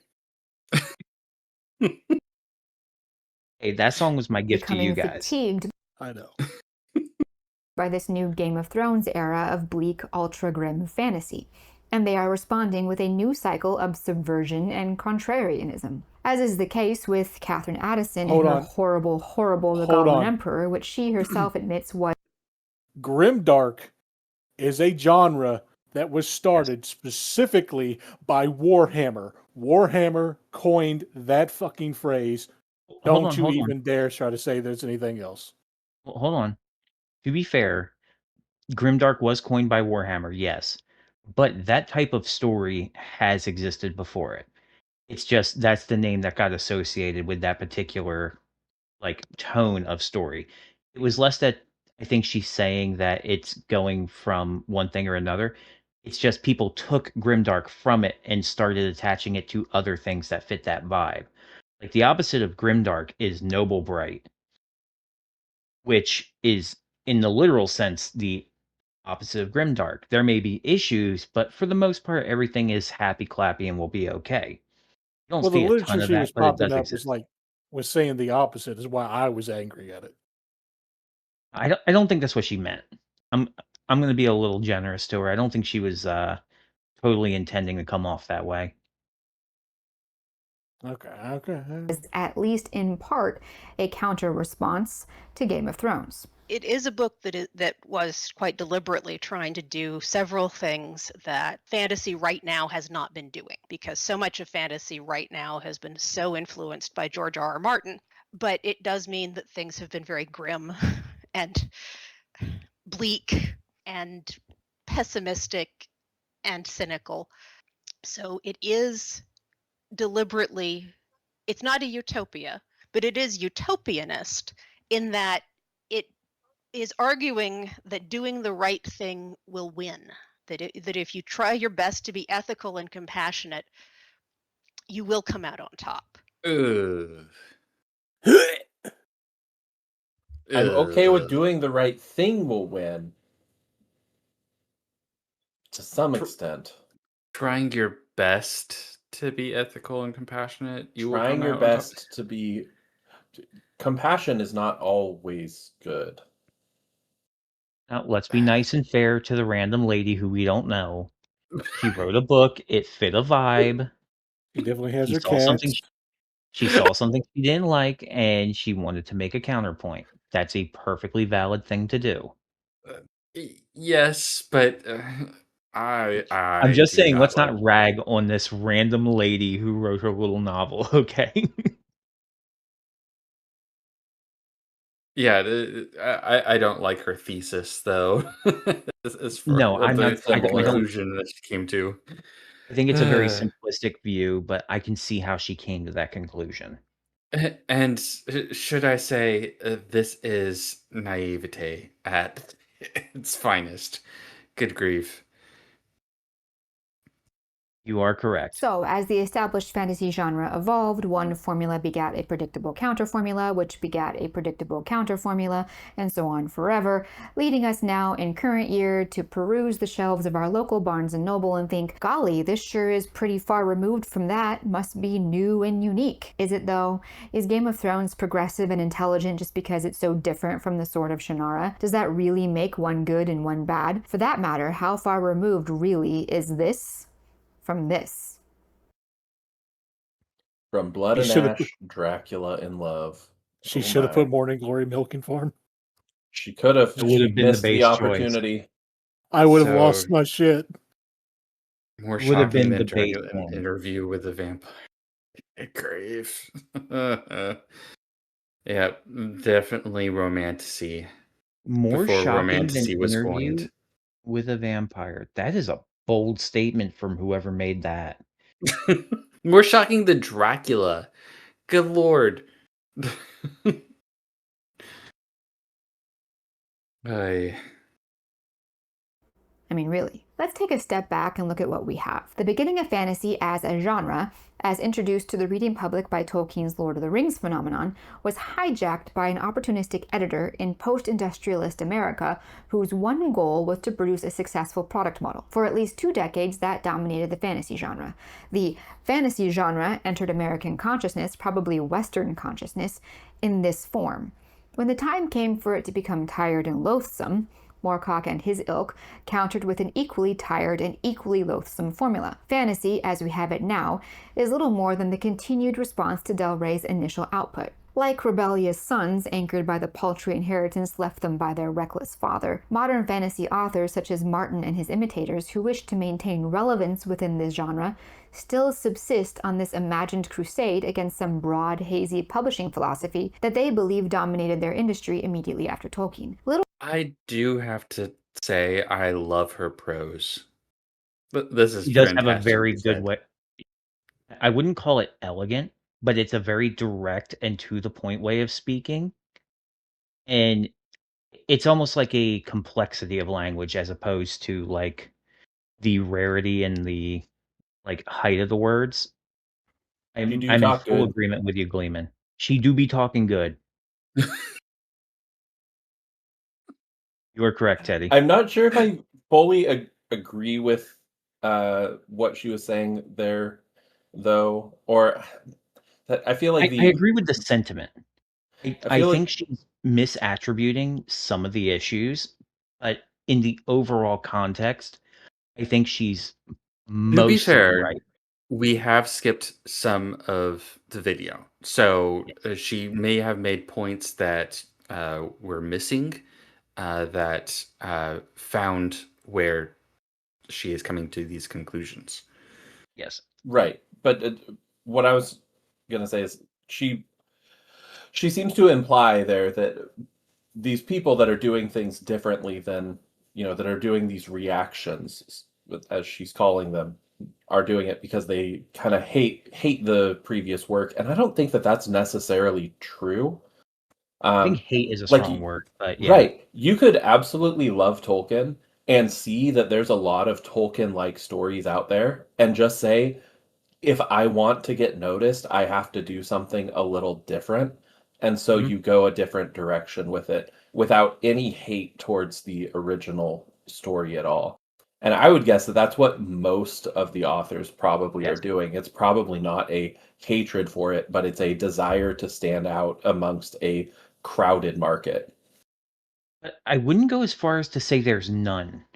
because like the example of the she showed the marketeer guy with beard, and then she showed Right. the other guy who made the counterpoint to Tolkien in the, I think it was the 90s, who was guy with beard and cane.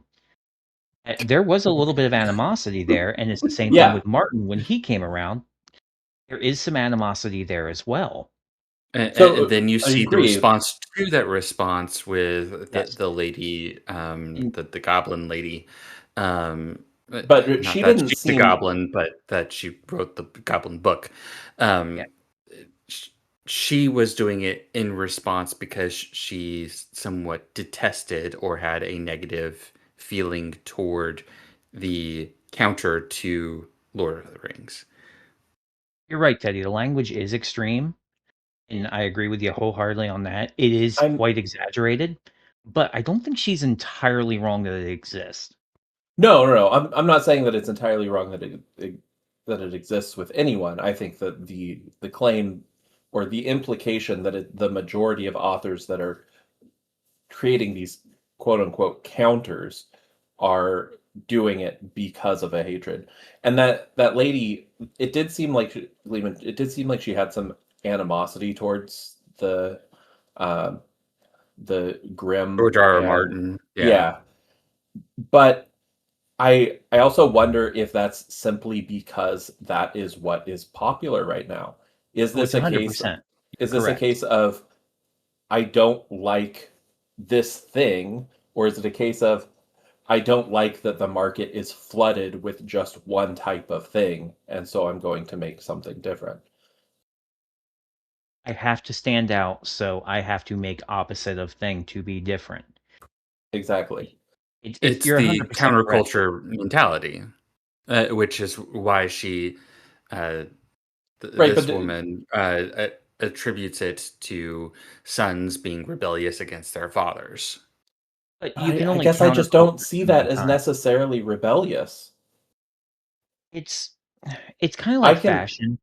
Fashion changes every 10 years, but it comes in waves. Everything comes back eventually. You can only flip flop and try to go away from something so many times before you come full circle back to where you started.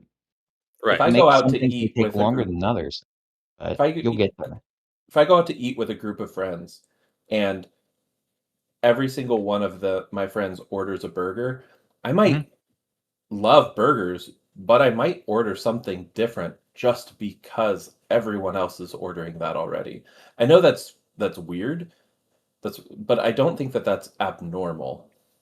It's not, but That doesn't mean that I'm rebelling against I them. would posit though, yes, it is. That is, you are doing something out of a rebellious spirit. Also, both things can be true. You can do something that goes against the grain while at the same time you could also have the option to go with the grain. If everybody starts writing, I don't know, colonial love stories with fainting ladies in red coats, right? That'd be the fad of the time. But you could go, okay, I'm going to have fainting ladies, but what if it's with the American guy, huh? You know what I mean? You can choose to go with the grain, and that would honestly kind of help you initially, especially as someone who's unknown, because people will see, oh, here's thing I like that is also like thing I like. Or you can do the opposite to stand out. And it really, neither one is wrong. It's a So I form get of, they're both a form of marketing. I get where you're coming from, and I am not saying that you, simply choosing to go a different route is rebellious in of itself. It's the choice to do, the different route because everyone else or because, the people before you have done other thing. Um, that's where the it's how you come to the decision. There are authors who just simply say, you know what, this is the story that I want to tell. It's not like anybody else's, but this is the story that I want to tell. Can I Whereas there are authors like this woman and like with George R. R. Martin, where their decision is specifically because these are the stories that I'm seeing around me. I want to do something that is not only different, but almost n- negative to that thing. Um, I w- I don't think that that's even entirely being, being honest either, because I do think a lot of it comes from the marketing side of it. Like, you can stand up and, like George R.R. Martin to the people who came before him and be like, excuse me, I'm grimdark. I'm not like other girls," and pretend that that's your whole stance. But in the reality is, it's just to set you apart. Yes, that might be your quote unquote vision, but there's also the chance that it's all horseshit and he's using it to sell books. It's about as deep and as philosophical as Mixtape's story. Yeah, of Can can I use a different example from the ordering out the course. hypothetical that I think actually fits better? Yeah, So, Gleeman, you're familiar with D&D, yes? yes. If you're getting together with a group of friends to play D&D, and you were planning on probably rolling a fighter, but as you're going around, you find out that everyone or a couple of other people are already playing martial characters, and your party doesn't have a healer, and you decide, okay, I'll roll a healer instead. That doesn't mean that you're doing something different out of a rebellious attitude. You could be doing it out of a, actually, it would be really good and helpful for people to have a variety. Doesn't mean that I hate the thing that other people were doing, but I'm providing something different and new. Oh, absolutely. Yeah, and you've changed the scenario there. I was directly replying to the scenario that you posited of the burgers, where you specifically chose something else because everybody else had chosen that thing.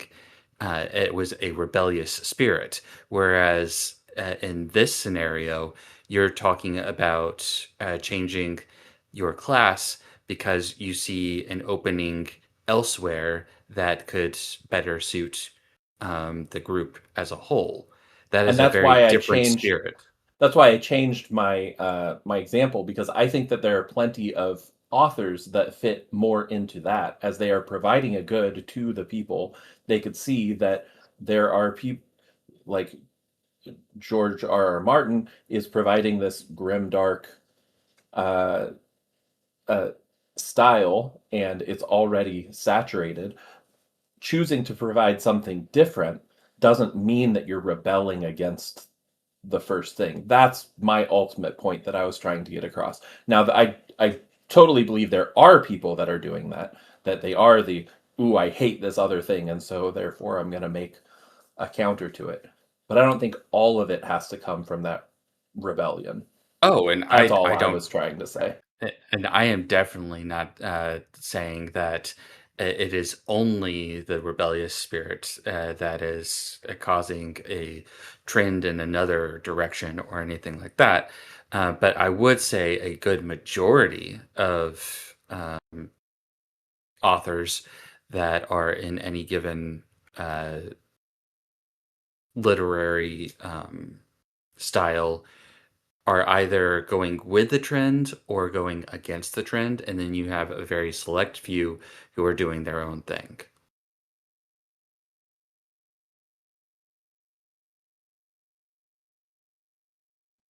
Can going against the trend be your own thing? If you're doing your own thing, it could end up being against the trend without it. I mean, by coincidence, yes. Yes, by coincidence, but I mean their mentality. Like I would assume that the majority of authors are either going with the trend or specifically going against the trend, uh, and that is their mentality. To Gleeman's Where point, rebellion is intentional. Rebellion isn't an accident. right. Rebellion is proactive.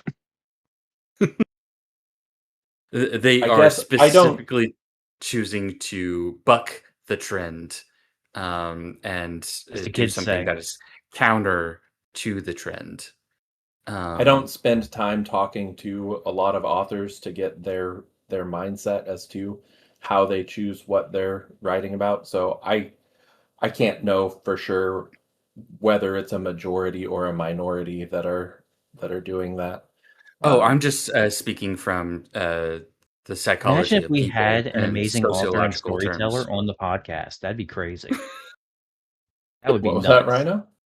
Imagine if we had an amazing author and storyteller on the podcast, or even someone who was a published poet. That would be nuts. It would probably be Kura, if anyone. Oh, of course. Say what? Nothing. I'm lost. I write Is there sins, not someone? tragedies. Are one of you guys published poets? Am I Yes. losing something? Oh, I didn't know that. Rhino just talked about this before. I don't Gleeman always is remember a things. storyteller. He is a massive storyteller. He tells all the stories. Well, yes, I'm He's aware so of good, he that. makes them up sometimes. I'm aware he's a very good storyteller and that he has lots of I'm aware of him working on I know, Teddy. I'm giving you a something. hard time, dude. I promise. I didn't know. I don't remember one of you being a published poet, and I still don't know which one of you it is. That's me. That would be Rhino. Okay. Okay. Oh boy. Well, shall we continue? Yes. Let's see.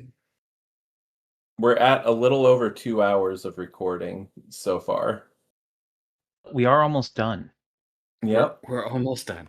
We might I got a actually feeling finish. the last fishing. 5 Now, minutes is going to be something you here might ranting ask. about cats, so I think we should be fine. Oh God, Kura. Just her What? talking to the I'm wall. sorry.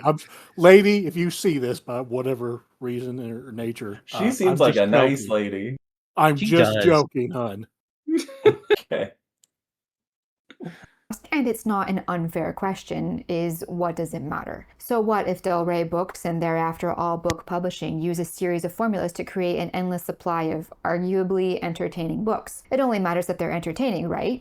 Who cares if they're not mega epics like Lord of the Rings? First of all, as I've said before, aside from how incredibly well crafted it is in itself, one very big reason we think of Tolkien. I'm sorry. I just noticed. Has she ever taken a sip of this? She probably does. This is probably shot over multiple sections because she's probably has it scripted and is doing it in pieces. This is probably over multiple days or multiple sit downs. So she's probably drinking it off screen. I still want to eat that keyboard. Gosh dang it, Kura. Good lord. You ain't wrong, brother. Tolkien's work is so extraordinary is because after it appeared, there was never again anything like it or even on its level. The literary world has taken this to mean that Tolkien was therefore some kind of writing god, the likes of whom the world will never see again, but that's not true. I do understand the original point, though, that it doesn't matter if it's all formulaic as long as it's entertaining, but I have two major issues with that. One is that entertaining is inherently subjective. What's entertaining to one person might be dull as powder to another. So from a strictly business perspective, the model is flawed. Second, and I believe this is the larger issue and the one that's harder to drive at directly, entertainment for the sake of entertainment can be fun, but it's a lot like convenience store pastries. Twinkies are great, but that can't be the only thing you eat. If it is, you'll die. That doesn't mean that you have I think her logic here is a little bit flawed. I'd need to hear it again to be sure. But the idea of entertainment for an entertainment's sake being a bad thing, don't No. necessarily. She didn't say that as a bad thing. That it can't be the only thing of your quote unquote sustenance.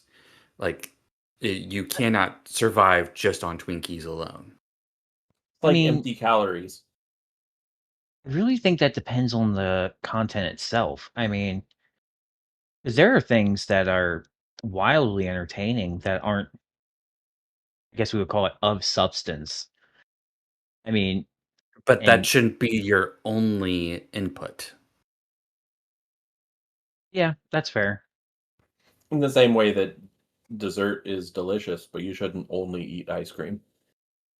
Yeah, unless you're Alaskan. Even kill us the- up here, we gotta have stuff other than ice cream. Ice cream and salmon and moose meat. To everybody in Alaska, food he groups. just offended. To everybody in Alaska, he just offended. We don't mean it literal. I'm sure you're having a hard time with the mooses up there. Just I'd like take to care of apologize to yourself all and just 4 of you. understand Rhino's an idiot. Moose is delicious, thank you very much.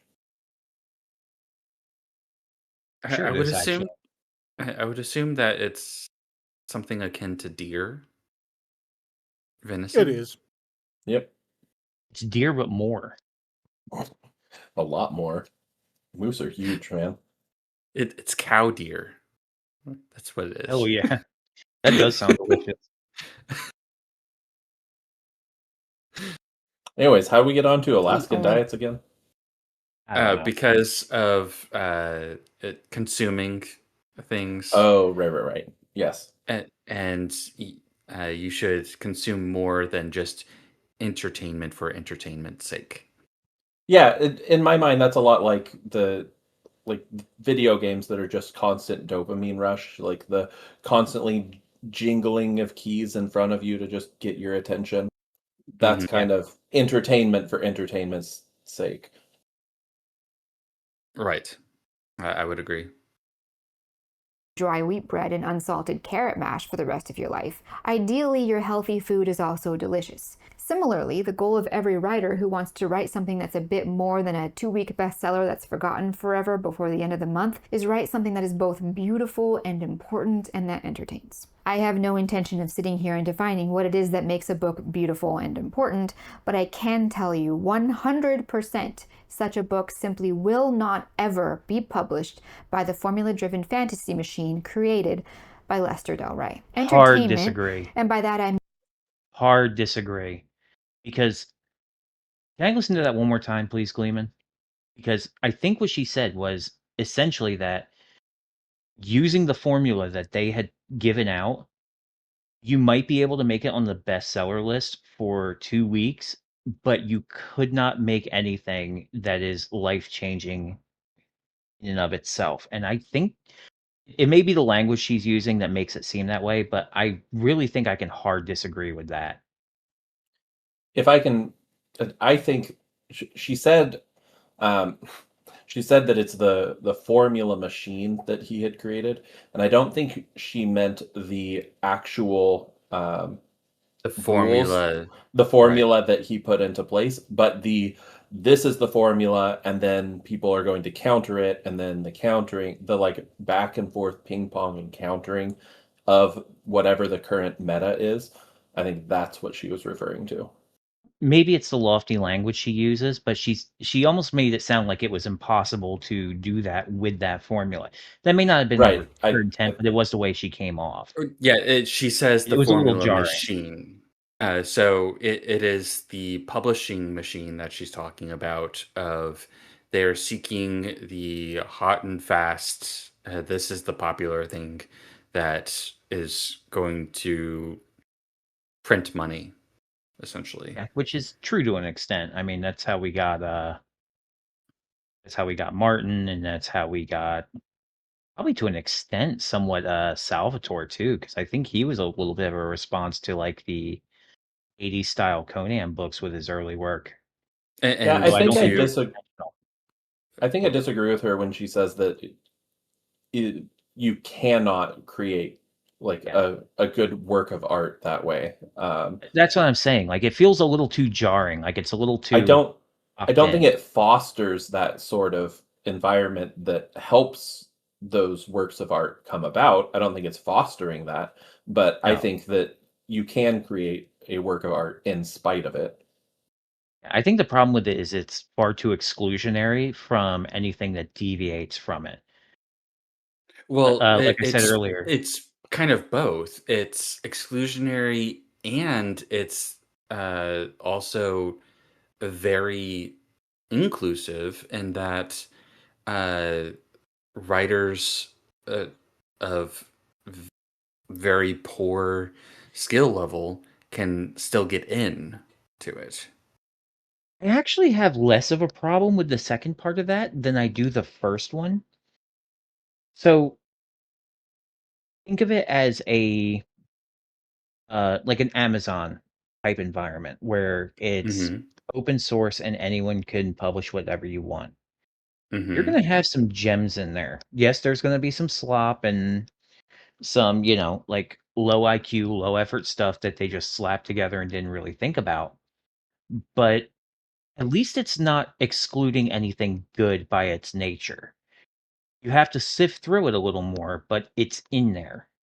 With the first one, it could be throwing away. I mean, if 1984 got slapped down on that desk by Orwell, it would have got pushed off into the bin. That's the issue I think I have with it is it's exclusionary for the sake of it. And I don't it think doesn't give an opportunity she's for talking about exclusionary for just for the sake of being exclusionary. I no, think but by its metrics, it's exclusionary to anything that's not that. And we're still not even sure if oh, that's like upfront in public what those requirements are. Because for all we know, when that came about, those metrics were behind closed doors. So they could have had masterpieces land on their desk and they just swept it off when they saw it was about robots or something. well, I would say that because of the more inclusive environment where poor skilled writers can get their works published, Mhm. it it dulls the market so that authors don't have to try as much. I don't want to say you're wrong because I do feel like that there is an element of that. I don't think it's that they don't have to try as much. I think it's more of capitalistic.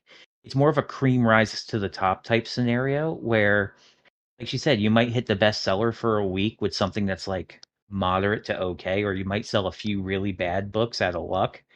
But the good stuff will eventually get separated, Hmm. and then the cream will rise to the top, and then that will get a reputation of people, talking, getting reviews, stuff like that. People being like, "Oh, that's a really good book." For all I know, Morning Glory Milking Farm might be a modern art masterpiece. It's just the subject matter that turns me off. You know what I mean? It could have excellent It's prose. not. He, I highly doubt I've it does, seen but I've watched the Shoe on Head video where she reads portions of it. oh, I It need is to not. watch that. But You should. It's a very good video. but for people who are interested, like Gleeman would be, in good content and well written content, as long as you take the time to sift through it, you will find it, as opposed to just clicking buy on anything that fits a genre, which is what a lot of the, fainting woman milking farm books are nowadays. People with discerning taste will discern what fits their taste over time, and those are the books that they won't be a flash in the pan and they're gone like Morning Glory will be. Those are the ones that'll stick around for years to decades. That's the thing. The old publishing, the old heads, as you called them, they were Yes. gatekeeping those things. They were going And through and doing that work of finding the really good stuff to publish and not just they were publishing everything. 100%. and it also created the environment of authors needing to perfect their skills and needing I feel to like that's actually Mhm. What? I agree with you, Gleeman. But I think that's still a thing. It just I looks don't think different. so. Absolutely not. You don't think Because so at all? we no, we are not in an environment where because we also are in the environment of critical literacy as well. Uh, we are in a very terrible environment for authors to build up their skills as far as literature is concerned. Needing to, yes, but I still think that Need Need is the to word that be I think. there. Like, let's take one of your books for example. Like, say you wrote a book. It's one of your up and coming books about the gods, and said it only did moderately okay in the first 3 months, right? Mhm. Like, you sold a couple copies. It did all right. It got a little bit of buzz, but nothing crazy. People in certain circles talked about it. Then you go back to the drawing board. You figure it out what did and didn't work. You look at criticism. You've got the option to just do it again the exact same way you did it, and to repeat that exact same effect, which some people are fine with. But that's not the Gleeman way to do things, and I know that's not the answer. So Mhm. you'll look at the criticism, you'll refine the mistakes you made last time, you will develop that into the next thing. And then you'll repeat that process over and over again.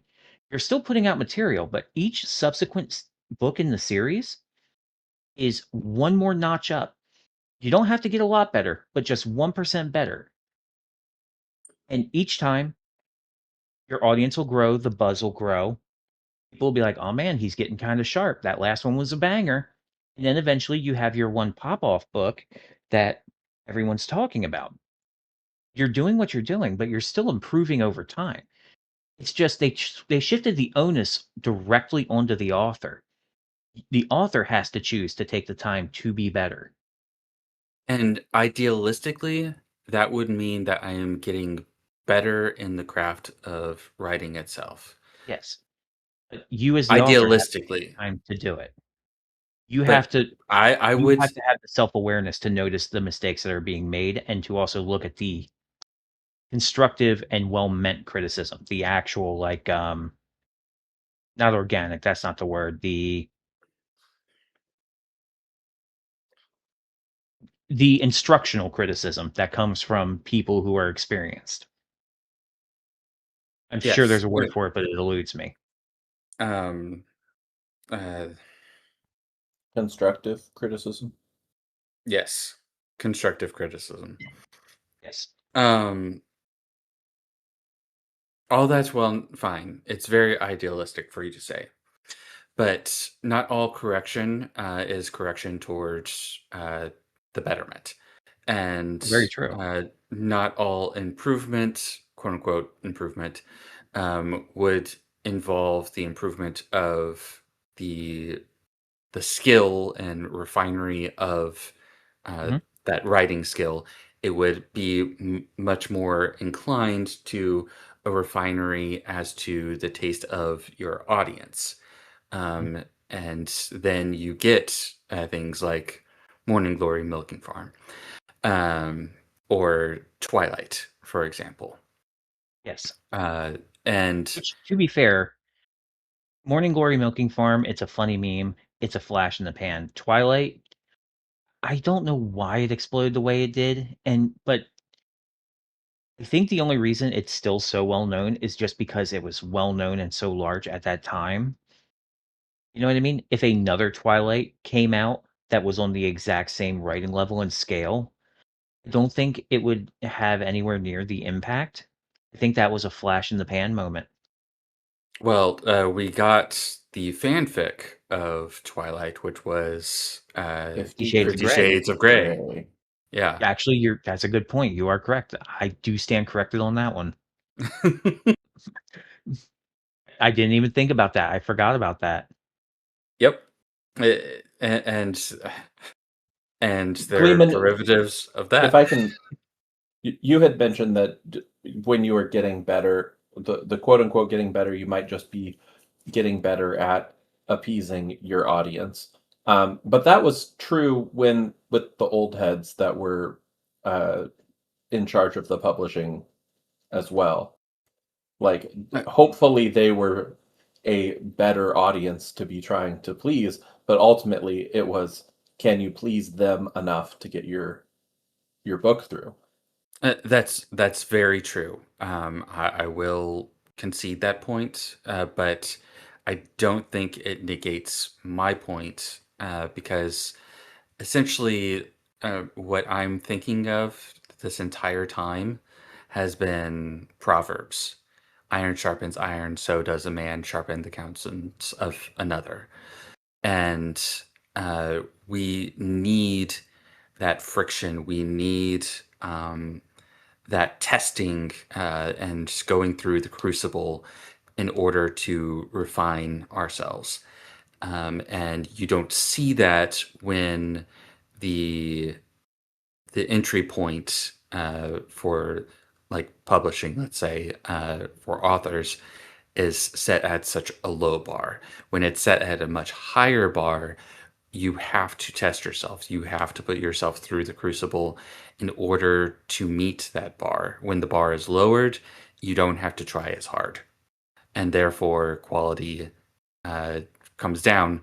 Like it's just a matter of time. And there's no need there to achieve higher. I don't necessarily know, because when we talk about things like 50 Shades of Grey and we talk about like the Morning Glory Milking Farm, it's as funny as it is, we are talking about one-off occurrences that explode not because of their quality, but in the face of it. These are more exceptions than rules. You know what I mean? Like, quality work will still always be quality work, and it will always be discovered eventually, as long as the person stays at it and keeps refining their craft. That hasn't changed.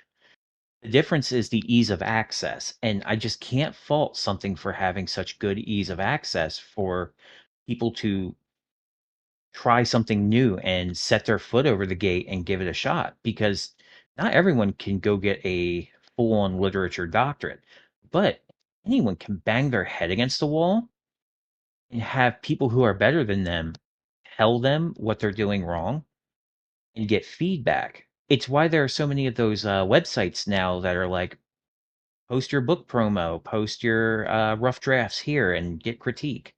Now, not all of it's going to be good, but that's what they're there for. It's that foot in the door, where before you would have never had a chance to get your foot in the door without, one, going through a agent who puts you in touch with a publisher, who will put you in touch with an editor, who will get back to you, to your agent, and they'll tell you what to change. They'll have you rewrite your book, and then they'll go back in front of the publisher and then back in front of the agent.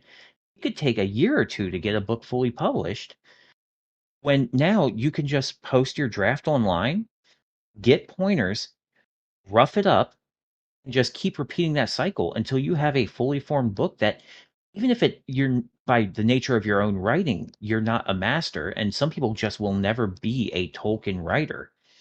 You can have something that is perfectly serviceable as an enjoyable, good book at the end of that process, and it will take nowhere near the amount of time and hassle. It's not I that quality itself is going down, although it is by the nature of the ease of entry. Ease of entry is also letting more people have the opportunity to make good stuff as well. Yeah, I was just thinking about that. There absolutely is more slop out there, right? That's because there's Yes. more content out there in general. I wonder if I wonder how many people under kind of the old system, how many people decided to just not even ever try and write out their story because they knew that the bar to The entry was so exclusivity of it. high and the exclusivity of it. So they never even tried. Whereas if they would have tried, like in modern times, they would have tried, they would have realized that they really enjoy it and spent time refining it and getting better at it and producing good work. The Um, other negative side, Teddy, that you're kind of like almost touching on there is, what if that you're trying to get into that older system and it's a boys club? It's not what did you write, it's who did you know. Oh, this guy went to this college. Oh, it has to be great, right? Let's give it a gander, as opposed to, oh, this guy went to community college. Humph, humph, into the trash. I'm actually thinking about it a lot in the terms of like using AI to create art. Like Mhm. I use it and I mess around with it, and I'm nowhere near as good of a prompter as many others. Um, and I'm okay with that.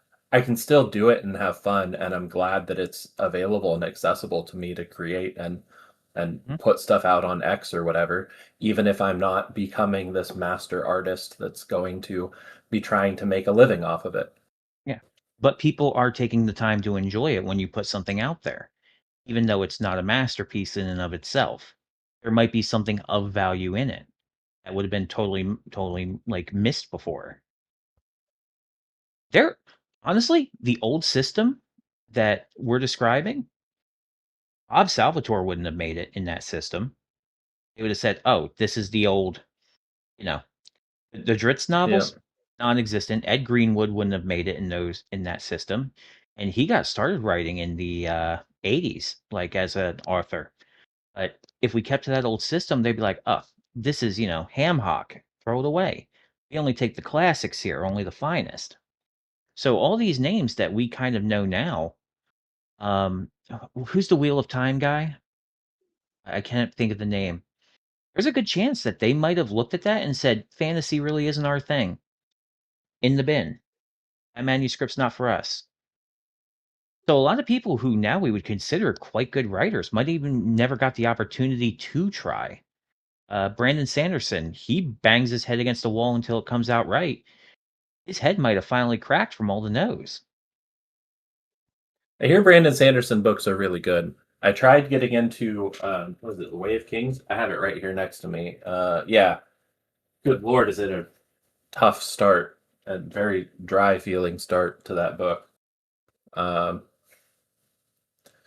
but my wife raves about Brandon Sanderson's writing and his stories. I mean, Gleeman is not entirely wrong that the level of curation coming from those places, and there is a note of prestige from coming from a, excellent, uh, like a discretionary publishing house, you know what I mean? Right. It's like getting your name in a medical journal, you know what I mean? There's a level of prestige and a vote of confidence that comes with that, and that's totally fine, but I also like the availability of opportunity from the other side, and I think they can both exist simultaneously. We don't have to lose Yeah. Penguin because we have Amazon. You can have curators and people. I mean, it's to bring it to video games. It's not unlike watching um, YouTubers that review video games, and Yeah. they talk about what they liked or disliked about the games. Anyone can put out a game. It's Yep. $100 to put out a game on Steam. It's very The affordable. barrier of entry is very low. Yes, it It's is. just you take the time to make it, and will people want it? And because that barrier of entry is low, you get a lot of really terrible copy paste garbage games, but you Yes. also get some some really impressive indie titles that are You get a kind of Mecha Chameleon or a carrying the Vampire gaming Survivors. industry right now. Exactly. That are fun and well designed and are good. It's actually a good comparison because, like, the old guard of gaming would be AAA companies like EA, Valve, um, BioWare. Those companies, even though they've certainly fell from grace, they're not entirely gone, and I don't think they're going to be going anytime soon. You know, it may shift and move and change the way it looks every once in a while, but they're not disappearing anytime soon. AAA is not a dead concept. The curators and tastemakers, the big companies, but these indie titles are showing up every once in a while, and what we would consider if we had the same mentality as low skill, low effort, not even worth putting on the table, it doesn't fit our metrics, it would have gotten slid off into the trash. Yep. So I think it's So complex. I think it is I think very there's much so.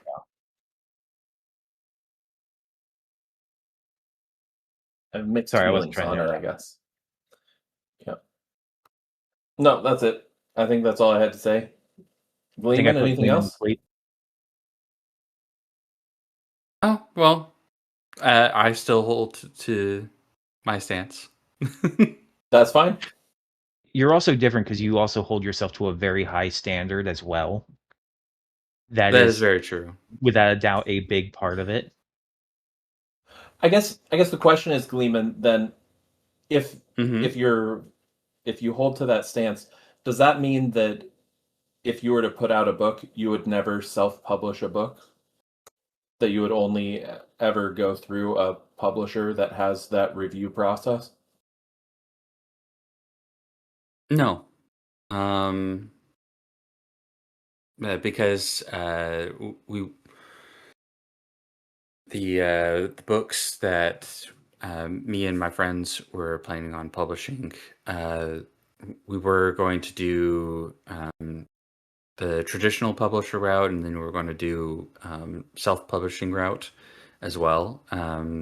That wasn't off the table, but um, I do think that I would have to, um, if I were considering actually writing uh, a novel and actually wanting to make it prestigious, I would want to go through the traditional writing route simply so that I get put through the crucible and that the finished product does come out to that quality. Because Rhino, it's very interesting as you were talking. You made several points, and I don't even think you were doing this consciously. Or, yeah, I don't think you were doing this consciously. But you said perfectly serviceable.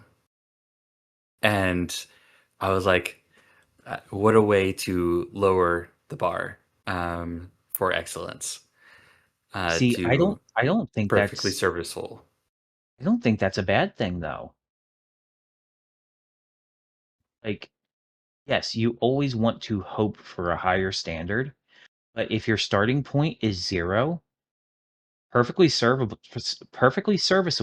is a great place to end up as a beginner. That's something that you should be proud of, and then you just go to the next step to quite enjoyable, to he's really finding his groove, to all right, his prose are excellent, to this is a masterwork. It's a ladder, you have to climb it. Hmm. And I don't think you're Yeah. wrong for wanting to take the path that you do too, because that is also a perfectly acceptable way to do it. I wonder though, um, how do you determine this is a masterwork? Oh, you don't. You, in the same way that you won't determine that the book that you want to publish is a masterwork. Only history gets to tell us that. We won't be around to find that out. If our books are still being read 100 years from now, we've made a masterwork. That's something for Or an time to example tell. of what not to do. Exactly. That could happen too. I Just can look make at the one of those room. real quick. The Room is a masterpiece. Don't you dare speak ill of it. Oh, I will speak ill of it till kingdom come. I did not hit her. I did not. Oh, hi, Oh, Mark. hi, Mark. What a What a way to end. an experience. Okay. Yeah. We've been going for about 3 hours now, so we need to wrap this up. Is Kura Uh, still alive? Yeah, I'm here. I was just listening. uh, it's late. Apologies for the Um, tangent. it's Going on a almost spiel there. midnight here in Alaska, which means it's much later for the rest of you. So we're just gonna do a real quick outro. Does anybody have any last thoughts they want to leave? I don't think we're in a horrible place as far as the book industry is going. I know that was a lot of doomsaying, but I think that's the natural flow of the economy and the competition economy is people will experiment and try new things. I do think the mentality of what my predecessor did is wrong is a little pretentious and too much so for my taste. I don't think the people who are trying to do the opposite are necessarily wrong for wanting to do it. I think ultimately everything is going to be compared to that which came before, which means you're always going to be either doing something similar to or dissimilar to the thing in that genre that came before. So um, I think that the only way to actually have another Tolkien, another Lord of the Rings, would be for someone to write a fantasy story who has never read or interacted with a fantasy story. Um, and I don't think that that's going to happen, not anytime soon. I do think it was a good explanation as to why another fantasy or another Lord of the Rings hasn't existed, hasn't come up. Um, but overall, I am in favor of more people being able to put their stuff out there and start getting feedback and entering the market. Um, but I'm not in favor of the uh, top-down forcing of this is exactly what a fantasy story must be. Gleeman? I'm still pondering on it, and this is usually why I do a lot of my writing and thinking for breakdowns before I get in front of the camera. But I would have to say that I agree with her. And I completely forget her name. I apologize. It's the second story. Second story. I completely agree with her that um, I see a lowering of excellence in the market simply due to all of the marketing tricks that have come about within the last century or so. And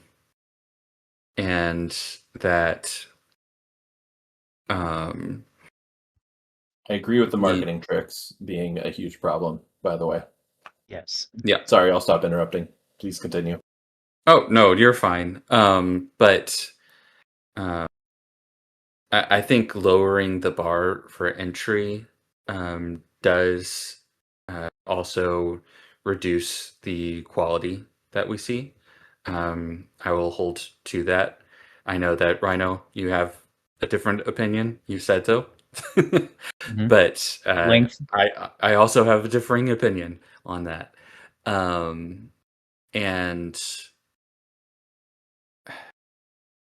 as far as the uh, the formula, counter formula, counter formula type of thing, I think it's psychologically and sociologically applicable that we see this time and time again in generations as far as like culture and counterculture and counter culture and many things that are just humans being humans.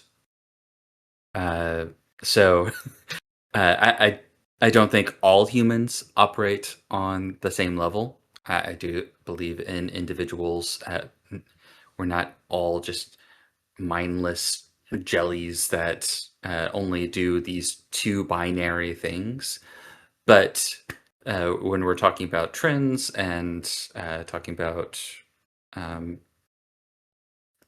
big groups of people, uh, you do see these tendencies. So I, for the most part, agree with Second Story in her take on all of this. All right.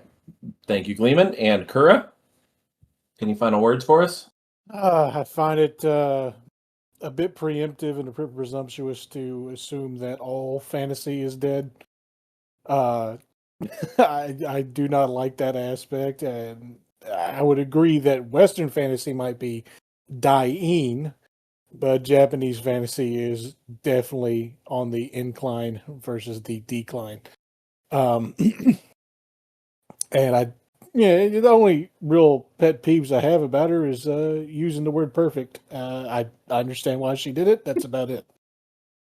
Okay. All right. Kura, thank you for being our guest tonight and joining us. I've Thank been you. TeddyGrizz. This has been Gleeman and Rhino Rocks. And until next time, take it easy. I Bye. Bitches be dumb.